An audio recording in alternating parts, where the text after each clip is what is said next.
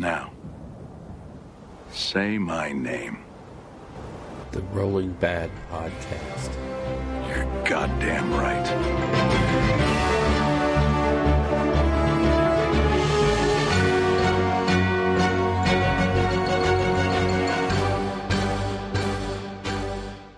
Welcome to the Rolling Bad Podcast, episode number 82, coming to you from Rio Rancho, New Mexico. We're recording on Sunday, January 5th, and I'm your host. There's got to be more than one build in this book, Elric. And with me is Learn to Play Better Bill. Yeah! Oh, good stuff. So those two little comments came from our chat group this morning because someone was a little salty in there this morning. Well, it I'm happens. not going to say who. Bill. Yeah. If Bill can keep from dying. Doing my best. We have some sweet announcements that came from the New Year's Open Day. Yay! Good times. We have, that's pretty much it. That's all. We have like about a 3-minute show. Yeah, it's going to be that because we just did 2.5 hours. And if you listen to PJ Shard, we did the same show twice. Right. So why not do it a third time? Thanks, PJ, for catching me out for being dumb on my titles. Yeah. So we're going to review everything that happened last year. Again, no, Yeah, I'm kidding. we're going to do 2019, the year in pictures. Yeah. I feel like not enough shows are doing that, like a really thorough review. Pictorial review on a over podcast. and over and over again. Yeah. We'll cover what happened this week last year. I like that. That's our new format. There you go. We'll just be stuck in 2019 forever. It was such a good year. We also have an interview with Scott Reed Yes, we do. of the Las Vegas Open. Yay. And let's save it for the actual interview. We have a special Yeah. little bit in there just for, well, for this episode, it's just for him, but it's Yeah. something we're going to be doing going forward. Yep. We are also going to talk about, that would be when you hit the crickets there, Bill. See, I need direction. I need prompting. Right, yeah. I need my own little board. Yeah, there you go. You need to get a boogie board. Yep. Cricket. Yeah, what we've been up to in the hobby Yep. is we kind of acknowledge the impending anxiety wave of doom as Las Vegas Open is literally right around the corner. Yes, it's 3 weeks. Oh, my God. I don't want to think. Yeah. And I am so far behind, it's not even funny. I don't know why I'm stressing so much. I'm not running it, or, well, helping run it. I'm not doing it. I'm just playing. Right. I think it's because I'm taking an army I don't know how to use and trying to learn how to use it in the next couple weeks. Sure. But lists are due next week. That's right, the 13th list. So it's not like I'm going to get a whole lot of practice in. Yeah, well. Or, well, to pick a list. But once I pick one, then it's just Yep. learning it, learning lots of it, and then reading the pack because, oh, my God, there's a lot of stuff in that pack. Yes, and our talk with Scott, he brings some of it up. Yeah. Yep. So definitely stay tuned for that. Should be good times. Illuminating. Yeah, you want to crack into it? Not yet. Oh. I want to do a couple of shout-outs real fast. Yeah, here we go. Bill doing the Bill show instead of the Rolling Bad and whatever. Let's get it out of the way. Who you want to talk to? Come on. Why do you minimize my input? Because it's so utterly pointless. It means nothing. You keep talking about these people in the community that I have no idea who they are. I don't care. Moving on to what I've been up to. That's all I'm here for. This is brought to you by Millennials and the letter L. I'm sorry, I was kidding about the millennial thing. No, you're not. You're right. Yeah, Okay. they don't hear you off the mic. You know, it is kind of funny being Old. a person older in a hobby that's, I mean, the demographic here is definitely not my age. Really? Yeah, really. Because I'm sure we'll see a solid nest of neckbeards at LVO. There you go. Minimizing me again. I'm just saying. plenty of old guys that are on their deathbed but allowed the same vote as me. Whatever. It's all good. Go ahead. I do love this show. Go ahead, Bill. What was the super important nugget of information you were going to drop on us? Nothing. Yeah. All right. Anyway, what I want to do is throw a big shout out, if we can get through our sarcasm. Yeah.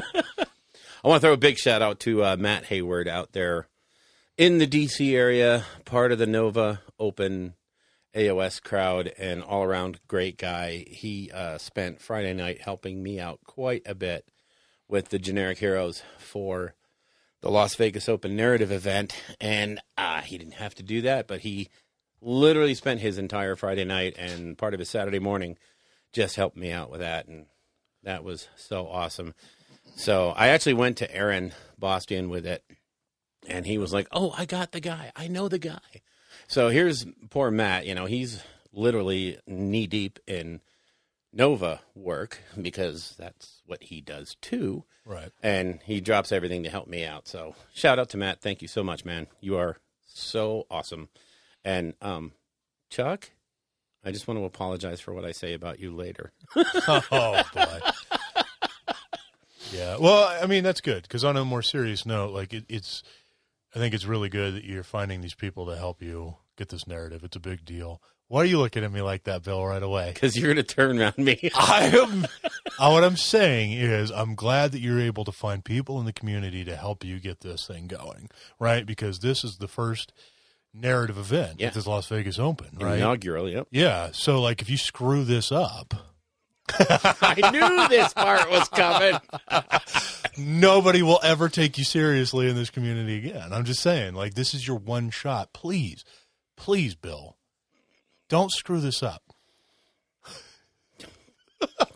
I feel elevated and minimized at the same time. Wow. I have some form of faith in you. Please don't let me down because you're pinning this as the Rolling Bad Presents. I'm kind of part of that too, so just don't drag my name through the dirt with you. Okay?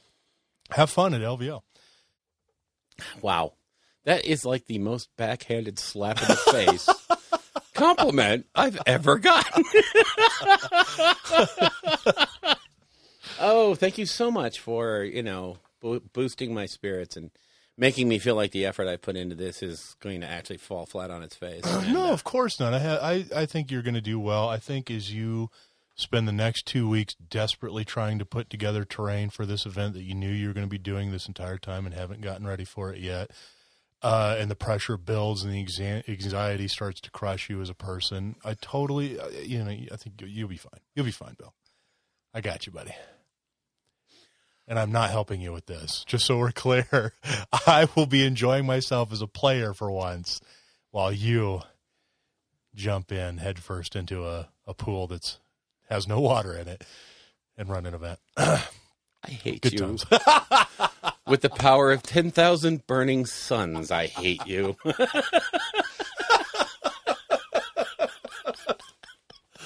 I'm so glad we're looking forward to this event because we were talking with Scott, and we are just so pumped to be going. And it's so this is like the highlight of my year. And honestly, last year LVO started off a chain of events for me that was horrible. Oh, it was 3 weeks of a nightmare. Real talk, that was a rough one. Yeah, and in the span of 3 weeks, starting at LVO, I lost my brother-in-law, my best friend, and my other best friend's wife. Yeah. And they were each on a Wednesday. It was just, I was just waiting for. It's like Groundhog Day level. It was ridiculous. Yeah, that sucks. Yeah. So I'm truly looking forward to getting this year off on a good start and having some serious fun at LVO. And so I'm jazzed.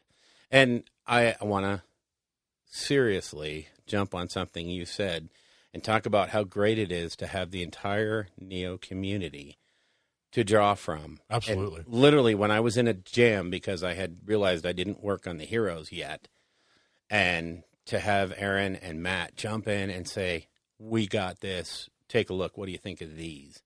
Yeah. And I was just like, oh my God. First of all, Matt's brilliant. The stuff he came up with is over the top amazing. And I can't express enough gratitude to those guys for helping me out like that.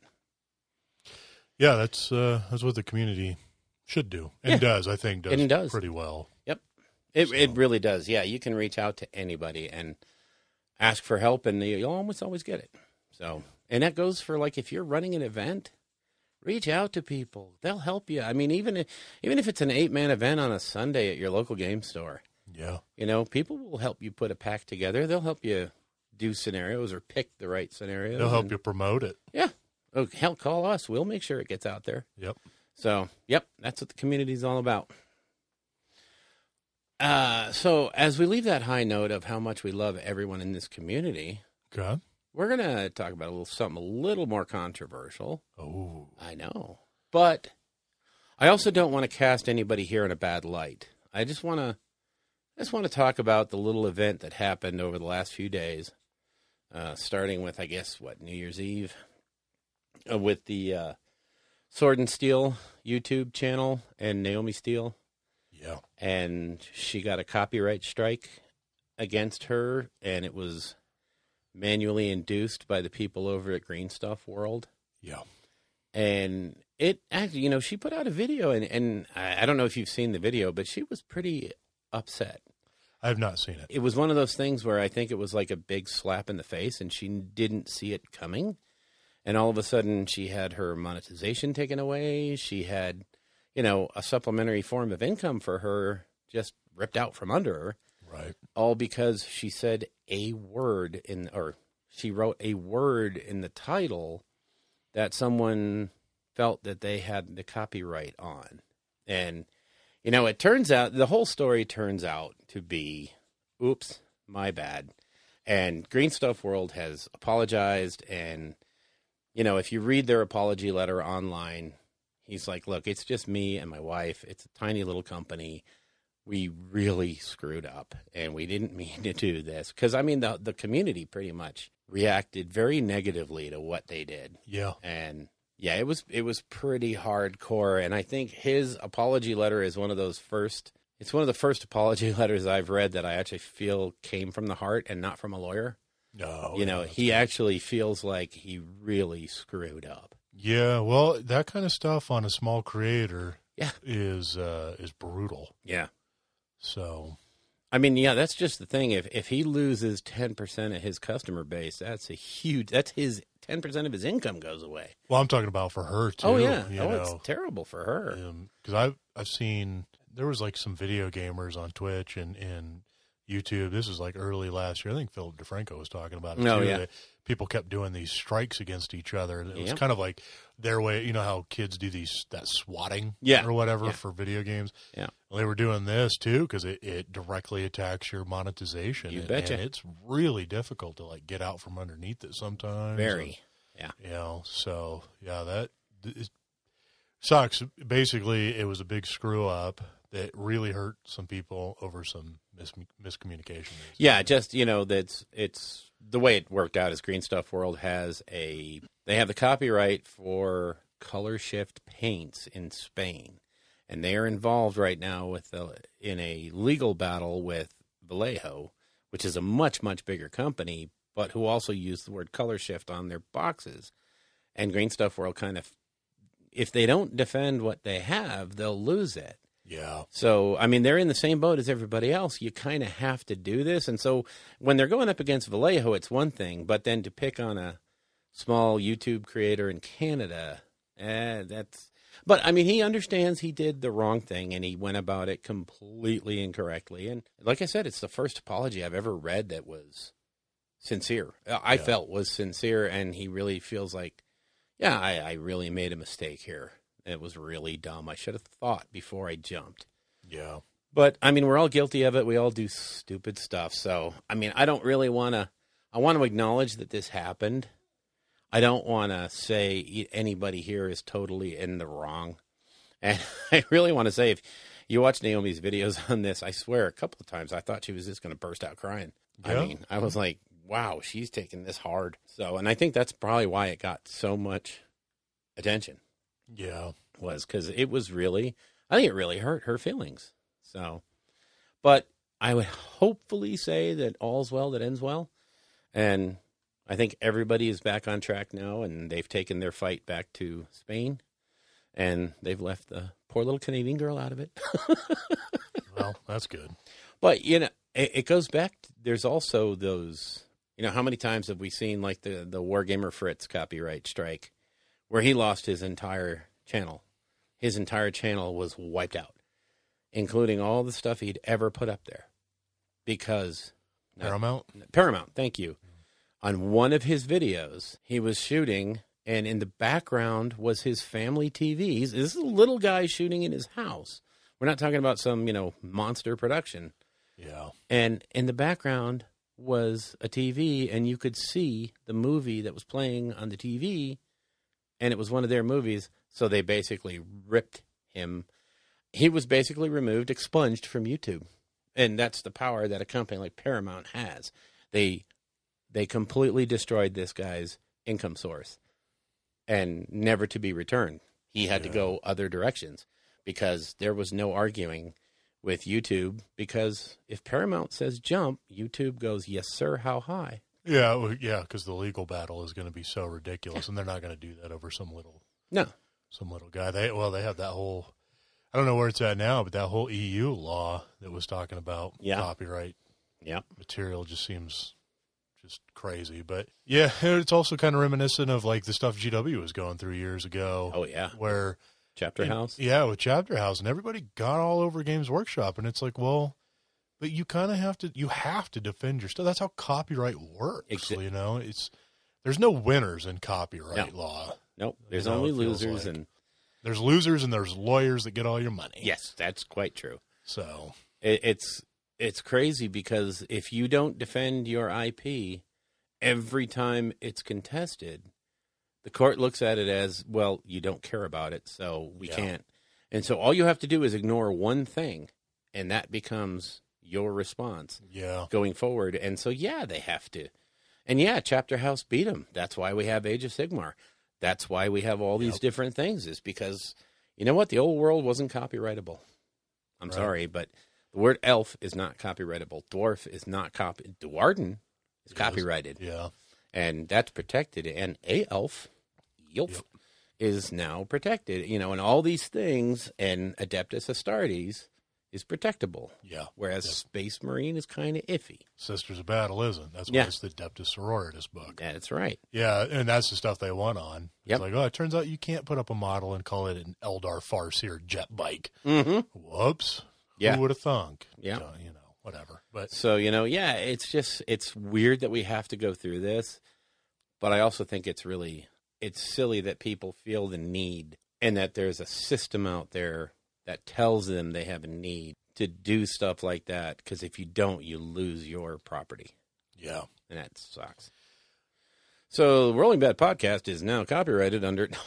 Hey, there's podcasts out there that have that at the end of the show. And I put it at the end of our outro is, we're protected under the Creative Commons license, the International Attribution, which basically all it means is you can use any part of this show, you can remix it, sample it. The only thing you have to do is give credit back to us as you stole this from us. So it's clean and simple and easy, but you have to do it. Otherwise, maybe NBC would make a TV show out of our podcast and we'd see nothing. Well, we did have that whole issue with those Somali pirates. Yeah, that's true. Stealing our stuff for a while, but they had us along with the Sylvaness. Yeah, look at me. I'm the captain now. Oh, no. Oh, the tangents we will go on. Yeah. So, anyway, all's well that ends well in the copyright strike division. Sword and Steel is back online. They're monetized again, and everything is good. Naomi's happy again, and life is good. Because, I don't know, some people dog their videos. I think they're actually pretty cool. And it really is strange to see, not strange, it shouldn't be strange, but to see two adult women having fun, playing games the same way we all do. And they're just having a grand old time playing Kill Team and Sigmar and you name it, 40K, and doing bat reps. And I think it's cool. I think it's awesome. They have such a fun channel. I have not watched any of it, but I literally just subscribed to it as we were talking. Okay. So yeah, it's fun. They got great. They do product reviews and they do bat reps. Okay. So it's actually a really fun channel to watch. They are absolutely enjoying all the different parts of the hobby, and it's just fun to watch. I mean, there's no negativity, which is, I think, another one of those things where there's never anything that they're really down on. Yeah, if they're down on it, they just don't talk about it. That's all. That's good. So, yeah, that's the way it should be. You don't have to. We all know there's things wrong, but I mean, we could do a 2-hour show on everything we don't like, and of what possible use would it be? Isn't that what we do already? Oh yeah, that's right. Damn it. Okay, anyway, let's get on to stuff we love. So, Warhammer Open Day. Yeah. Did they open anything? They opened my heart. Yeah, just a little, didn't they? So we got quite a bit, Yeah. which is nice, touching on multiple game systems.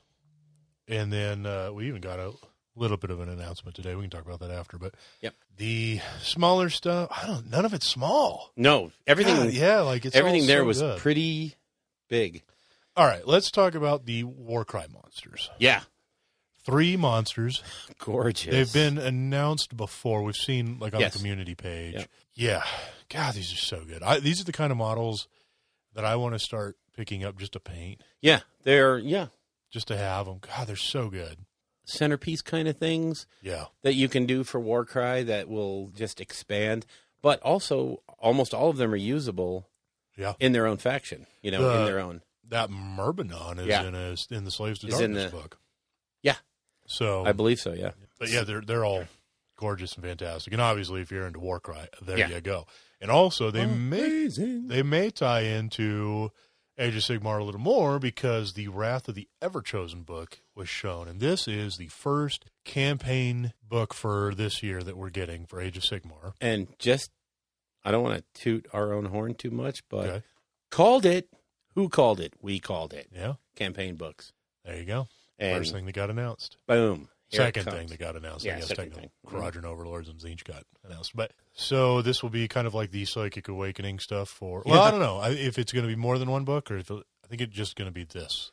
I don't know. This may just be this one book, but I bet you in a few months we might see another one, or maybe get 2 of these in a year. Because Yeah, I mean, this looks pretty expansive. Whether they talk about, they're going to expand the Chaos rules so you can tie Chaos factions together.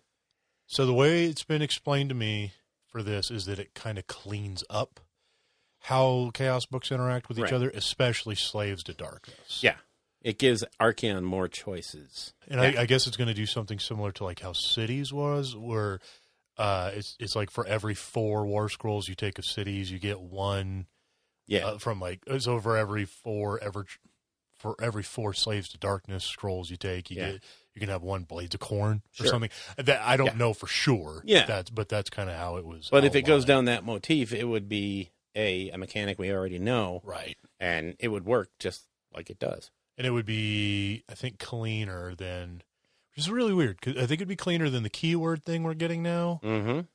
Which is unfortunate because the keywords really helped for a long time, but Yes. Chaos really screws that up. Yeah.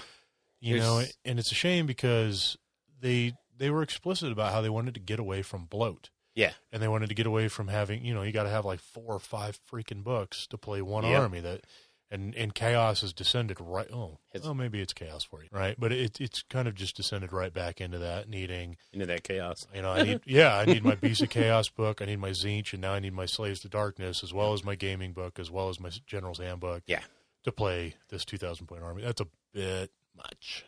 Well, it's the price you pay if you want to be a oath-breaking, rule-breaking chaos Right? user. Yeah. Yeah. Or you could just pick up your Cities of Sigmar book and be good. Yeah.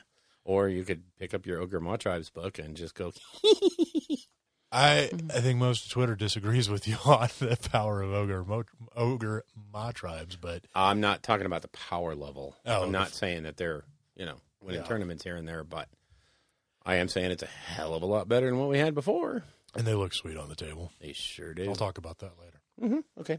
So, we'll also, and this is where I was saying that the Warcry monsters might tie into it. We're going to get Yeah. rules for wandering monsters. Yeah, go figure, huh? Yeah, that is, I'm totally down for that because you know how we love to get our narrative on in between tournament prep. I can just, if they just deal with it as, hey, this Charybdis walks through the battlefield and doesn't care. Yeah, it's not yours. It's not mine. Mm-hmm. The other guy moves it in each hero phase or something. Who knows what the mechanic might be, but it'll just be fun to throw something wild into the mix. A handful of ale guzzler gargants running around the table, just stomping on everything while you're trying to grab objectives. And yeah, that would be. Why'd you lose the battle? I was winning until the giants came through. Yeah. Yeah, or what's another fun one? You could run by, I don't know, a terrorgeist nest. Yeah. 2 or 3 terrorgeists come out and just charge you, or some artifact on the table is raising zombie dragons. Yeah, there's so many cool things. So many things they can do with that. It's going to be fun. So, and then I did not see this, but I see it on the paper. Roaming Endless Spells? What is that? I'm betting you it's going to be something just like the Wandering Monsters. Just, a purple sun just happens to run through the battlefield, not on anyone's side. Exactly how it talks about in the Malign Portents. Malign Sorcery. Yeah. Because each page, or each spell has their own page, and it talks about how they rampage across Gyran, eating everything in its path, and it's rumored that once it's eaten its fill, that it'll summon a god beast, or, all kinds of cool stuff. So it totally makes sense that you would have something like that ripping through the battlefield sometimes. It's just another one of those mechanics. No, it's probably not going to hit the tournament scene. Sure. But, I mean, it's going to... Not with that attitude. But it's going to throw great fun at all your, one-off games, your Garage Hammer games. So... Yeah, narrative campaigns. You betcha. Ooh, so good. And then Sieges. Rules for baby. Sieges. And Matt Tucker, they're taking your rules. No, they probably won't, but I would die laughing if they took Matt Tucker's rules. Yeah. Because, that siege battle we had at Nova was over the top. Siege battles are so much fun. They are. We did the one up at RandyCon. Yeah. It's just so cool. Yeah. It adds such a visual aesthetic to the game. Oh, my gosh, yes. Big walls and defenders trying to defend against these massive invasions. And so much story there. So Stuff to get some falling down, Yeah, to get some cool rules for that. Yeah. Yep. Good times. This book looks like a must-have.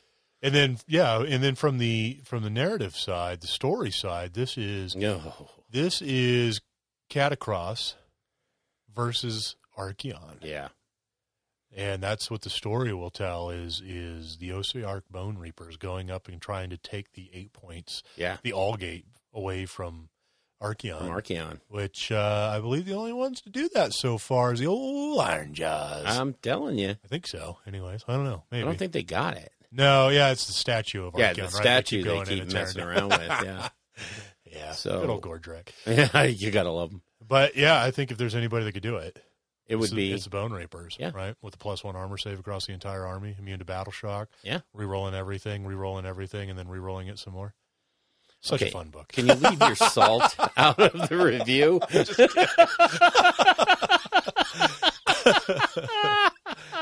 Anyway, I love it. Well, I think from a narrative lore point of view, this is really kind of crazy because you kind of got the feeling that they were trying to maybe set up a big fight with the forces of Sigmar and the Free Cities versus Archaon and the bad Chaos Peoples. Icky. And now you're throwing this... and repeat, kind of, because that's what we usually get. It's what we usually get. Now, all of a sudden, there's this wild card popping through. Nagash and Karakatakatos is trying to do the same exact thing as everybody else. Yeah. So now Archaon's got... His last couple 100 years have been kind of bad. He won. He did... split the old world and make it go away, but he was having a grand old time having, 8 realms to himself. Yeah, there's definitely challengers. Yeah. New challengers entered the field. Yeah, he's got things to look at now. I'm excited about it because I've yet to actually delve into the Bone Reapers book and read the lore. Oh. But when I listen to I got to get it right this time because I can't do an entire show. Don't you dare get it wrong. The Realm and Ruin. Thank you, God. Podcast. Oh, wow. And those guys were so cool about our screw-up. Yeah. Listen to their coverage of the lore for the Bone Reapers. It got me really excited because I like death, but it gets a little monotonous when it's just, here's Manfred, Yeah. and then endless hordes of just death, Yeah. right? Or here's Arcan. Yeah. And really the only story we get is like, okay, Arcan and Manfred having a little lover's quarrel or whatever as they fight for Daddy's love. And that's like the only kind of character we get, and nobody cares about the hordes of skeletons and zombies and all, even the big cool monsters don't matter. Yeah. Whereas the Osiark Bone Reapers, like, they are, the way they're written is they're all hyper elite. Yep. Just tough. It's, try not to say BA, the word you hate me using. But that's what they are. Yes. Right? And that's everybody in that army. There's no slouch. No. And now they're going up against the guy. Yeah. Archeon is the guy. Yeah, he's the power. So if anybody's going to really contend him, it's going to be Kakarot. I like calling him Kakarot. It's a Dragon Ball Z reference. But Yeah. in his army, his legion of super elite, nasty death stuff to try to rectify what Nagash couldn't, because Nagash sucks. But that's yeah. me. It's got a ton of flavor to their lore. They are the first parts of death. I mean, even Night Haunt as a new faction had its roots in the old world, the old kind of death. Right. This is a new kind of death that has an agenda, and they have an axe to grind, if you don't mind my saying. Right. But yeah, they got plans, and this Kakarot guy, Kakarot. yeah, he's a thing. He's no slouch. no, he's pretty much, he'll go toe to toe with Archeon. You think? I I don't think so. do. Nagash is the god of death, and Nagash got smacked down hard by Archeon. I don't think, maybe in this book we'll finally get the revelation that Archeon is like way more powerful than the Chaos Gods have anticipated. Yeah, And he's the man. maybe they need to knock him down a peg. That's a grandiose lore story that we can get into later. But if the Slayer of Kings doesn't slay him, I'm thinking I don't know. That new Archeon War Scroll is wicked. he is. Well, he's what, 800 points now. And what is? I think Katakros is only 5 something. Catacross. It is Catacross. Katakros, Catacross. cats that are cross. Kakarot. Catacross, Mortarch of the Necropolis. Weighs in at a lofty 500. Yeah. So he's 300 points less. Right. But when you look at all of the things that he does at full strength, Sure. yeah, he's probably going to lose. Well, Nagash is 880. Well, that's my whole thing is I think if you had Katakros, And Nagash? no, okay, yeah. But I mean, 300 points of his skeletons. boys. What's that? If you had him and 300 points of his boys, I'll bet you they give old Archeon a run for his money. That's a good... Ooh. We might have to model that. We might have to play that one out. Yeah, if only you had them... oh, you do. Yeah. So, yeah. Oh, God, we haven't even gotten through everything. That is just the Wrath of Everchosen. That's just the Wrath of Everchosen book. And the Warcry monsters. Yeah. So, up next, the Hrothgorns... Hrothgorn's Man Trappers. This is the Ogre's entry into Beastgrave / Underworlds. Oh, my God. That kit, that model, everything about that. Him, the Frost Saber, and the 3 And the Noblars? Noblars look so amazing. Oh, my God. If those are the kits that are going to come out, well, I don't know. sign me up. Because I haven't seen anything about like Goblin Wolf Riders becoming more of a thing other than just that kit for... I'll tell you what. Let me see. There's 3 Noblars per box. So that means in order to get 20 Noblars, I need to buy 7 of them. Okay. So Well, I'm buying 7 of those boxes. a certain somebody I know, and I'm not going to name drop, Anders. I mean, said they were going to buy 30 boxes of them. Okay. Which comes into just over $1,000, but stay with me here. You get 90 Noblars, you get 30 Frost Sabers, and you get 30 what could be hunters / man-eaters Ice Bro hunters, / whatever you kind of need. man-eaters, iron guts, yeah. And man-eaters, the models are $35 a piece, which is already $5 more than the entire Underworld box for that faction.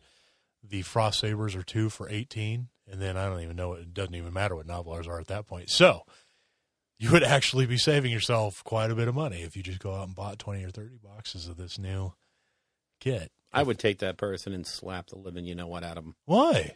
First of all, that's dumb and dog do. Why would you say that about Anders? I was waiting for that troll to work. God. Oh, my God. Yeah, it makes perfect sense, really. Yeah, honestly. I mean, maybe not 30 of them, but 10. You know, sure. Sure. Yeah, just to get the Noblars, you know. Yeah. I mean, honestly, 20 Noblars. Well, the Frost Sabers. 7 boxes. Yeah, and the Sabers, that's the big thing. I figured on buying 7 boxes to get the 20 Noblars and 7 Frost Sabers. God, I already have 6 or 8 Frost Sabers. So there you go. And I use Fenrisian Wolves. So wow. Yeah. So yeah, it's such a great box, and the look is so. Yeah, it looks good. They're so yummy. Then the new book for Psychic Awakening. Right. The Greater Good. Yeah. I forget exactly the title, but it's Good or something. great, yeah. Yeah, good or great. Greats are good. And whatever. Anyways, the new Shadow Sun model. I kept screwing this up in our chat, talking about Farsight. It's not Farsight. Yeah, it's not. Shadow It's Sun. Shadow Sun. Commander Girly Shadow Sun. Yeah, the new kit looks phenomenal. She finally looks like a real commander. Yeah, because if you look at that early Tau stuff, it's very blocky. Yeah. Especially the suits. God, the old Crisis suits are a little rough. But yeah, they're definitely in a much better direction, and she definitely exemplifies that. Yeah.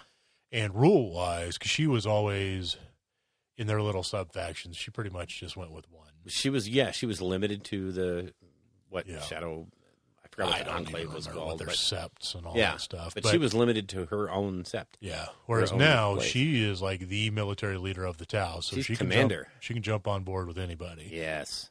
So huge change for the Tau, and that little change is going to change the way they play. Yeah. You know, so that's huge for them, and a beautiful, beautiful model. And you actually gave me the green light to start buying Tau. So yeah, all right, cool. Exactly. So I'll be looking forward to seeing an entire Tau army in Shrink Rep. Yep. We got the some more updates for Sisters. Yeah. Showing the new terrain piece. Oh my God, that looks so good. Did you see the Twitter from was it Ray Dranfield or was it the other designer talking about how see, that's my new kit. Yeah, because basically it's a terrain kit, so it went through their department, to make sure that it would work with other things. I was like, that is so cool. Yeah, well, and they even say in the community article, like, it's one of those kits where even if you're not a Sisters player, you would probably want to buy it just to have it on the table. Put it on the table, yeah. It's a beautiful terrain piece. It looks so good. Yeah. So there was that. We finally got the new kits for the Seraphim, which are the close combat jump pack troops for them. We saw what's going to be the multi-part kits for the Sisters Repentia, all kinds of stuff. I can't remember the names. There's so many Sisteria battle names. Yeah. Well, finally, we're seeing all the other kits that are in the book, but we didn't see them before. But we didn't previously. get And then the dice got announced today to a mixed review. I will be trying to pick up some. You're not particularly keen on them? I will probably get them for the FOMO factor. Yeah. But I don't like the look. I found, because I've been playing a lot of Destruction lately, and I bought the Squig dice. Mm-hmm. I don't use them to roll. I use them as markers. Because they look cool, and they're so distinctly different from the other dice on the table, I'm not inclined to pick them up. Exactly. So that's likely what I'll do. I'll buy one set, and I'll use it as wound markers and stuff for the Penitent engines and the other big stuff like that. So, Faith Point. I don't know. Yeah. Well, you could use them, for the Faith points. Yeah. I bought the Ogre dice. Yeah, those are so ridiculous. And they're too big to use as markers. Yeah, They're huge. Those are mental. I don't I understand love what them. that was about, but Because ogres. yeah, I get it. Big. It's cool. And they actually roll pretty well. I mean, Yeah.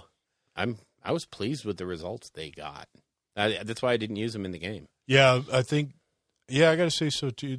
It's nice because pretty much every time you roll them, you get a result of somewhere like between 1 and 6. Yeah.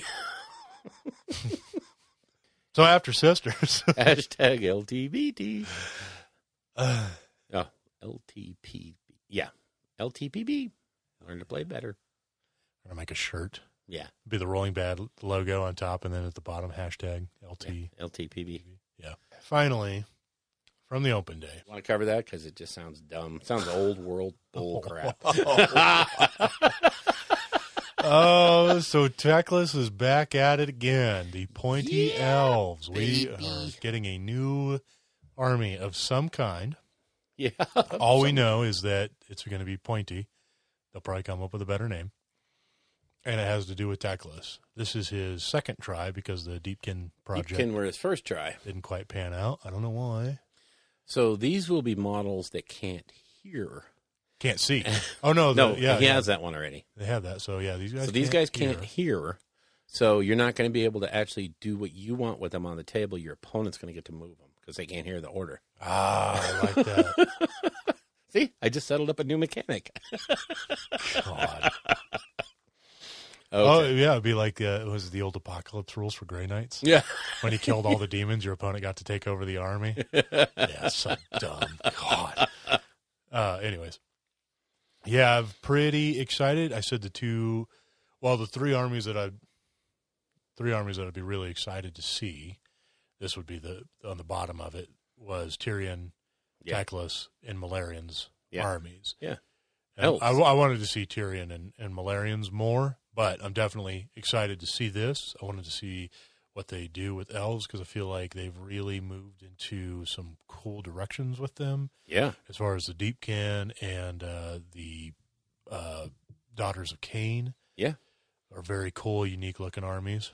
They've shown that with Daughters, you can take a bunch of existing stuff and then add a bunch of really cool stuff to it.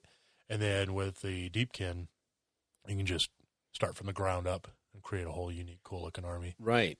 And of all the unique armies, I mean, honestly, when you talk about uniqueness, you talk about Caradhran Overlords. They are so out of the box. It's ridiculous. Right. But close behind them are the Deepkin in that this is a whole new aesthetic. This is something that never existed anywhere else. Yeah, flying sharks, flying turtles. Yeah, fish elves. Crazy. I mean, yeah, and to me, I don't care if they go somewhere crazy with these elves or if they make them kind of a throwback like Bone Reapers are to Tomb Kings. Maybe they make these kind of a throwback to the older elves and make them a little more noble, a little more what we think of as elves. I don't care. I just want to see what they're going to do because I know it's going to be awesome. Yeah, because they kind of hint at the older Yeah. elves, Yep.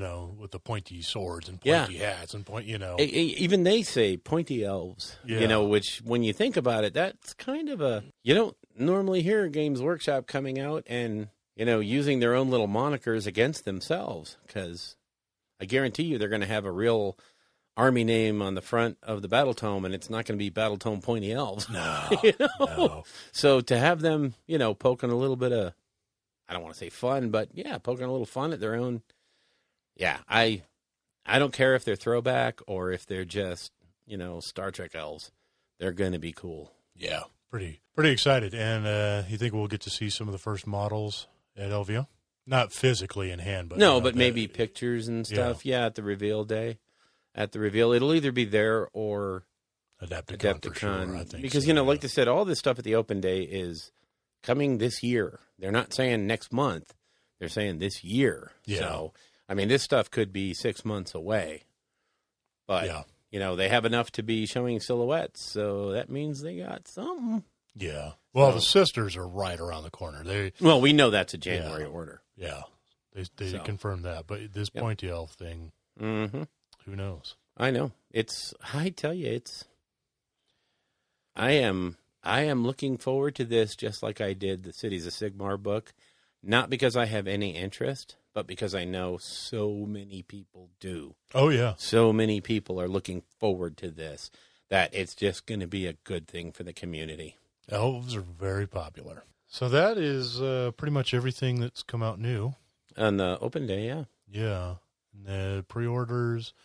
Pre-orders today or yesterday were, of course, Ether War. Ether War, yeah. Kind of sad that KO didn't get a dice or terrain or anything like that. Yeah, what's up with that? No terrain, no dice for the Caradron Overlords. I don't know. And for, what's his name? Tzeentch? Yeah, Tzeentch. Got dice. Got at least. dice. No terrain piece. They got endless spells, too. Yeah, they got endless spells, which kind of makes sense. The Navigator or the Ether Chemist can bottle up the spells, so they just use everybody else's. Well, there's an artifact that lets you once per game use any endless spell in the game. Yeah, because you got it in a bottle. Yeah. So, yeah, they can use anybody's. So, kind of weird that they didn't get their own, but it makes sense. They're not really a magic. You can use anybody's flinging. for now Yeah. until they FAQ it so that it has to be from the Malign Sorcery book or something like that. Watch. That would be rough. That would be rough. It's all right. You can use it to put down a Photograph. Balewind Vortex and then put your non-wizard on top. He just stands up there. I can't dispel it. I'm not a wizard. Yeah. Can't make it go away. Somebody Help get me me. down. Help me. Yeah. I don't know. It's silly. So, Boy, did we go off track. yeah, a little bit. Yoza. So shall we move to creation? Yeah, let's move to creation. You created stuff. I did a little bit. Just been painting. Yes. Mostly tooling around with paint schemes. Well, not I shouldn't say paint schemes. Black Templars are pretty much an established scheme. Mm-hmm. Yeah. Paint techniques. Yeah. And turns out there's some big differences in primer between Corax White, Mechanica Standard Gray, and Wraithbone. Only a vast gulf. Yeah. Yeah, and how that affects paints between things like Abaddon Black and Black Templar's Contrast and Nuln Oil and all kinds of stuff. So, fortunately, I have been able to get a couple of test models to monkey around with some ideas on how the different stuff interacts with each other before cracking into my own army. So that's helped, but I don't know if I've really settled on anything yet. I don't understand the Black Templar's Contrast paint. I think what we need to do is we need to do a couple of test models over here so I can kind of show you what I was talking about with the primers for contrast paint. The reason that Gray Seer and Wraithbone work better for contrast is because they dry in a much, much smoother texture-wise coat. Most of the other GW primers, like, the gray and the Corax White and Mechanica Standard Gray, I guess, primers, if you look at those, if you feel those models when that primer is dry, there's still a little texture to them. And that's what ruins contrast when you try to use those. But if you use other primers, like airbrush primers, like the Steinlerez primers, which they have in different colors, and the Vallejo surface primers, those dry to the same kind of smoothness as the Wraithbone and the Gray Seer. Yeah. So they'll have much better results with Black Templar contrast paint. So what I want to do with you is like shoot some Steinlerez gray primer and then cover it with that Black Templar and see what you think about that coverage. Because when you start from something that much darker, then, even Gray Seer to me is pretty bright. It's a very light gray. Yeah.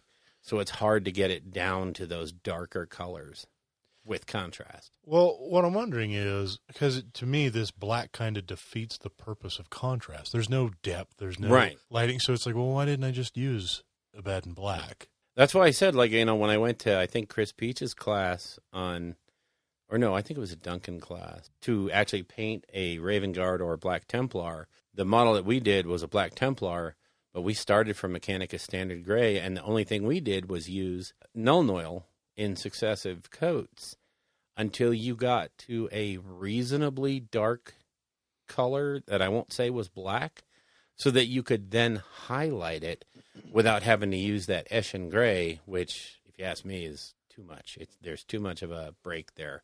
Yeah. And when you edge highlight black with Eshin Gray, it doesn't look like light hitting a black model. Right. It looks like you edge highlighted with gray on black. So that's why I really love that wash or that getting to a black very, very slowly with multiple layers rather than painting it black and trying to highlight it. Fair enough. It never works. Or I don't think aesthetically it's going to, because, if you look at the Darren Latham video, like he said, nothing's black. Nothing out there is black. It's shades of gray and darker shades of gray. Right. But in reality, nothing's black. Because if it was, you wouldn't see it. No, I'm kidding. Don't hurt me with your comments, people. Come on. Yeah, I don't know. Because it's very black.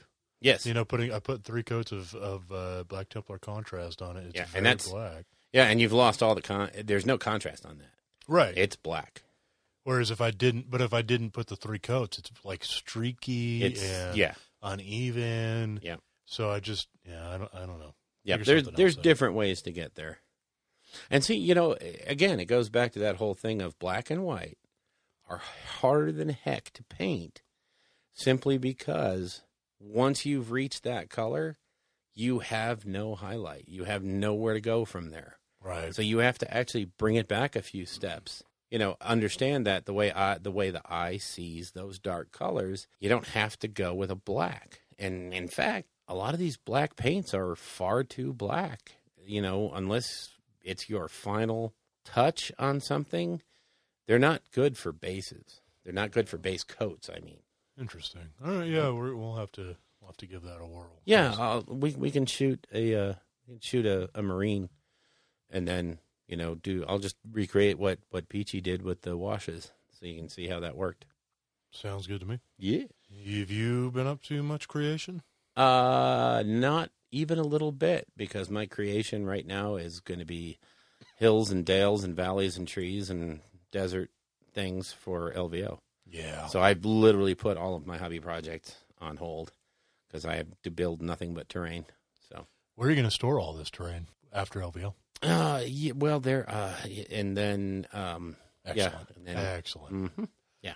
Glad we planned that out. Perhaps you should, after you're done with this, plan an invasion of the Middle East. That sounds like a plan. Yeah. That's a lot of storage space.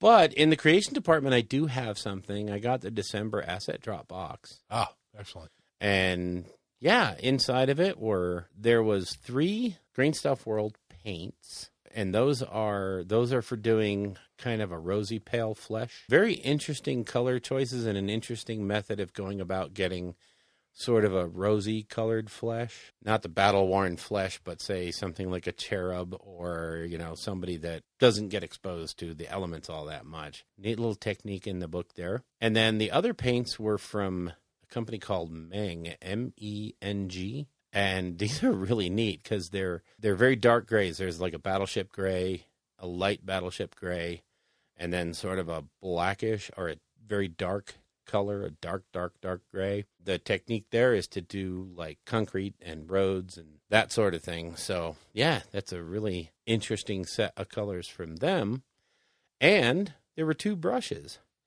And the best part of it is each brush is part of one of the techniques. Best part was one of the brushes is an AK Interactive, one of their super nice Kolinsky Sable #1 size brushes that, I mean, you can just look at the way that thing comes to a point and know that it's going to be a nice brush to work with. And then the other one is a MIG brush, but it's a #2 flat. Great for doing terrain and, for bases and all that stuff. Absolutely great for doing that kind of stuff. So yeah, that box was definitely worth the money.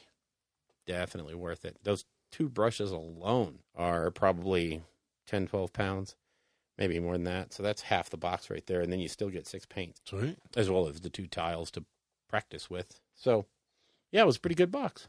I liked it. Yeah, those boxes always seem to do pretty well. They're intriguing, and you're not scoring amazing value every one if you're getting it shipped to America because of the exchange rate. But yeah. It's still, like you said, it's different ways of looking at things, different techniques, different styles. It's great stuff. I love it. Battle? I got a battle. Really? Yeah. Lay it on me. Okay. It's kind of obvious. I've been a little sick lately. Mm-hmm. So is the wife because, she takes care of me, so therefore she dies too. Uh-huh. Our New Year's Eve consisted of sitting around this house, either going to bed at, 7 o'clock, yeah. which is sort of boring even for us, or we could sit down and play a game until midnight and then drink. So we said, what about Blitz Bowl? Because I had bought her the Skaven team for Blitz Bowl. And, of course, I had my New Reichland Patriots. So, yeah, we played a couple of few games. Yeah? What a blast. Yeah. What an absolute blast. Good. That game is so much fun. And that's the one that you can pick up at, like, Barnes & Noble. yeah. It's exclusive to Barnes & Noble, but it is a Games Workshop product marketed exclusively to Barnes & Noble. Yeah, I need to get the other one they make, the Urban Patrol or whatever it is. Yeah. Conquest or something. I forgot what it's called. Yep. Because the models in that one look sweet. Yes. So I'd like to get my hands on that. Yep. Blitz Bowl, I got to tell you, the game goes really smoothly. It's Blood Bowl, but it's got such a streamlined rule set that it's not Blood Bowl at all. In fact, it's not even really close, except for, you do have block dice, but the assist and all those other rules are so much easier. Everything is so much easier. It's crazy fun to play, and it's fast. Once we got down what a turn, looked like and what you did and how everything went, right? We were playing, the first game, I would say, took probably about an hour and a half. Oh, wow. Okay. Yeah. So, but that was both of us learning and figuring it out. And after that, it was half-hour games. Wow. We were burning through the whole deck. We never added the end game cards. Okay. But that was literally just an oversight. Oh. But the way there's challenge cards in the game, and that's how the time is figured out. As the challenge cards, once the challenge cards go away, if someone hasn't won, the way you win the game is either to be 10 points over your opponent, which happened 3 times, or you run out of challenge cards. Okay. So there's a built-in timing mechanic where you're not going to just spend all day slugging through this game. It's going to end. So nice.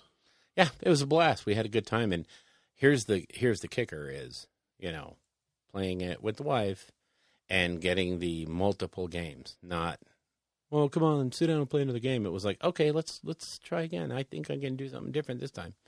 So, and when she figured out how to use that stupid stabby rat, oh, man, that guy. Nice. All my humans were move 6. Her minimum move was 7, and her stabby guy moves 9. That guy can pretty much cover the board. Yeah, that's kind of what Skaven and Wood Elves, man. Yeah, they're in Blood Bowl, fast. that's what I remember. So fast. But my humans could do things they could never do. Like see into the stands. Okay, anyway, sorry. Fair enough. Any battles? Yeah, I got quite a few, actually. I don't remember if I talked about switching. Anyway, in the lore, we were going to go. Here's an interview with Scott. Or Bill does more talking. Let's take a break real quick.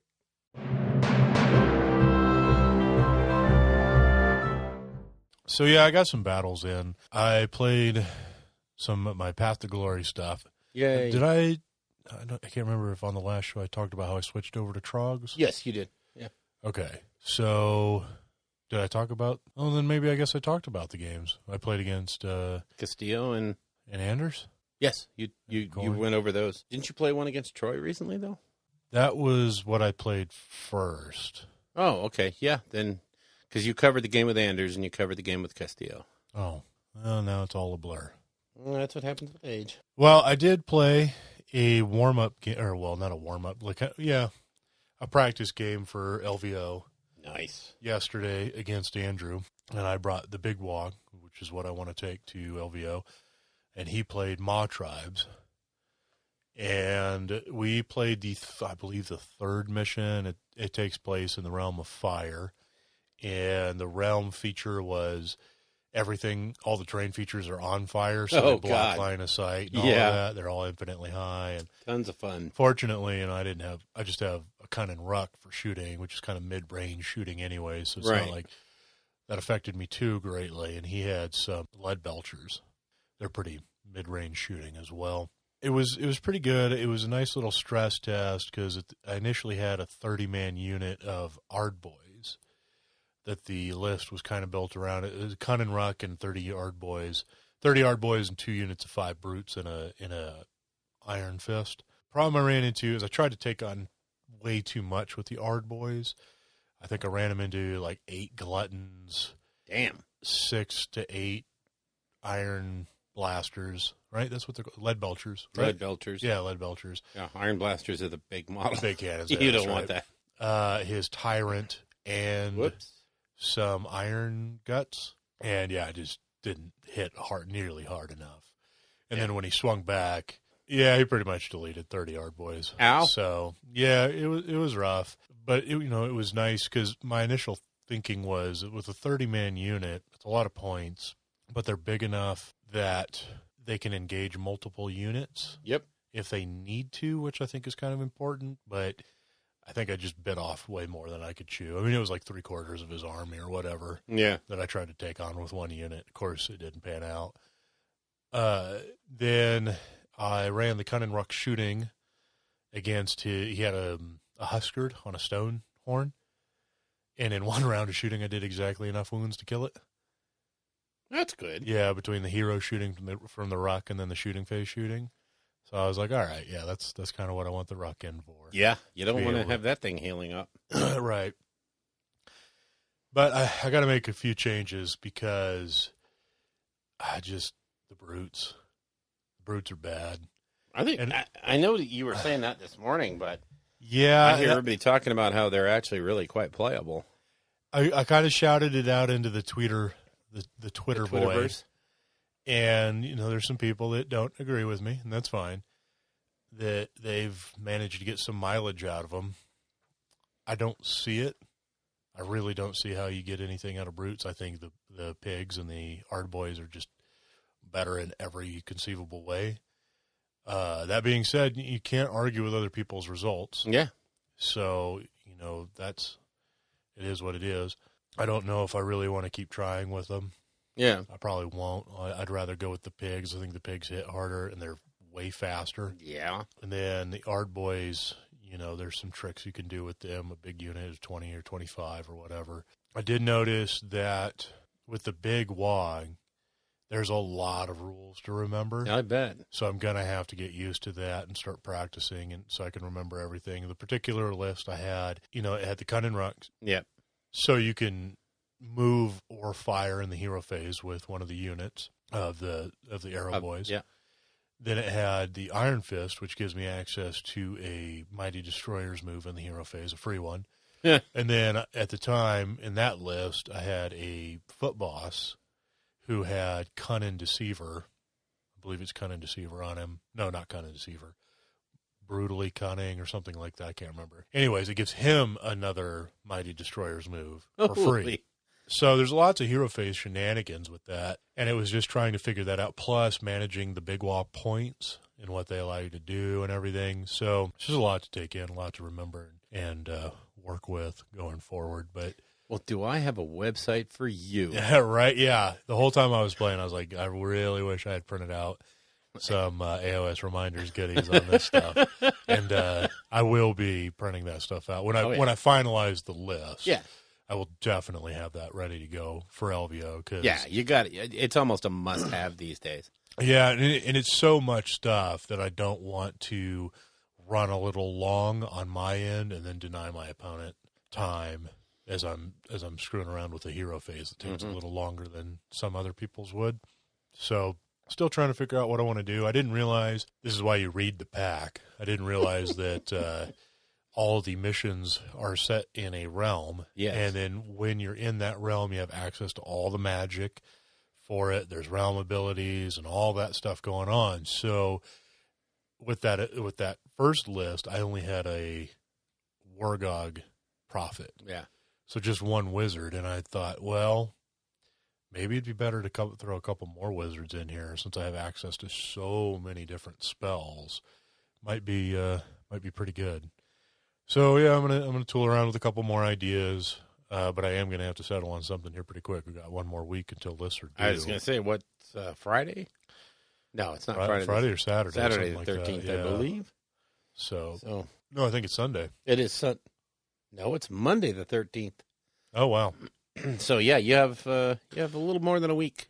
Okay, well, figure something out, then go from there and just try to get as many practice games in as I can. Yep. Not that I'm under any illusion that I'll shoot to the top. It's more that I just want to get comfortable with the list so that I don't slow play my opponent or anything like that, deny them a game. So, but, like I said, I want to use this LVO as kind of like a launching point to get back into the tournament scene and to real competitive play. Yeah.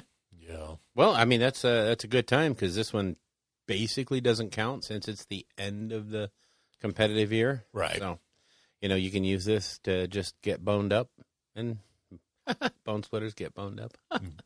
Oh, God. Yeah, anyway. That's one. Yeah, well, of many. I got more.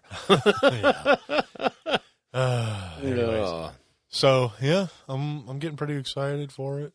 I kind of wish I had settled on an army and started practicing beforehand, but, you're right with what you got. Yeah, I mean, it's, orcs well enough. I mean, you're not going to get, what they do. It's just making sure that you have the interactions down. Yeah. So. It was interesting in our game, because up against Maw Tribes, he's very fast. He hits really hard in combat. Yeah. They got nasty charges with mortal wounds and all kinds of goodies. There's lots of wounds on the table. Turn 1, he lets me go first. He's gunning for the double. Yep. And I just backed away. Yeah. And I was like, this is so weird to be playing an Auric army and to cautiously step back from my opponent. I was just, what am I doing? This feels weird. I don't like it. But that's, that's when you're playing for the win. Yeah, I was going to say, you're playing into it. So, yeah, as opposed to playing for the story. So, and, we've definitely got enough narrative ideas and plans for us. I can scratch that itch more than enough. Oh, yeah. So I think it's time to finally sink my teeth back into the competitive. There you go. And have fun with it. Or try to. I mean, I hate to say it, but there was a time when you were actually a pretty good player. So. Whoa. Let's not get too crazy. Well, let's see. You were a pretty big fish in a small pond.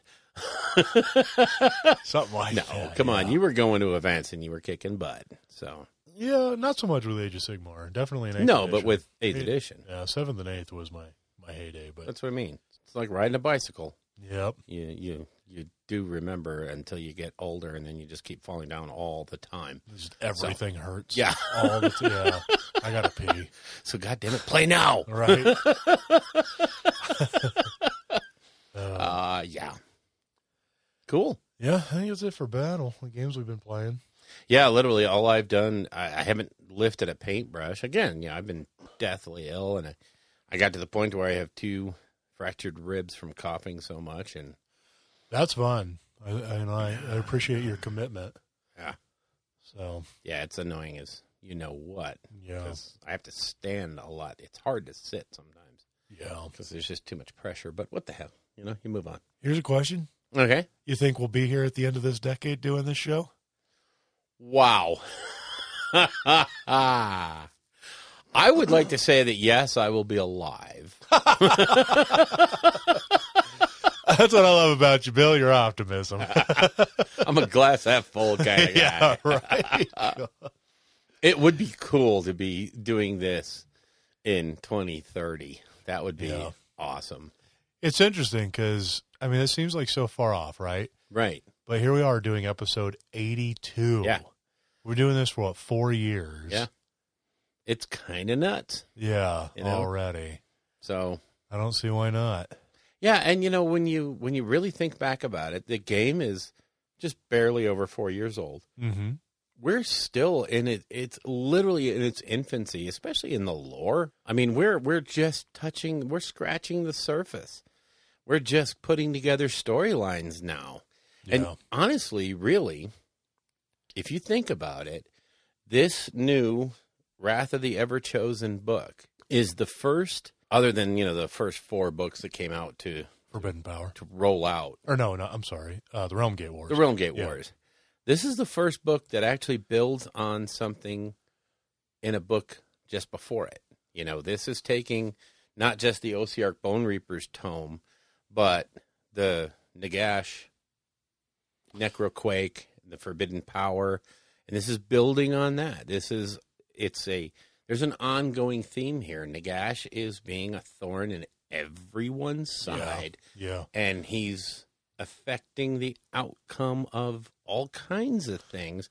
So they're actually building up a base of lore, and an area that the authors can tell stories in.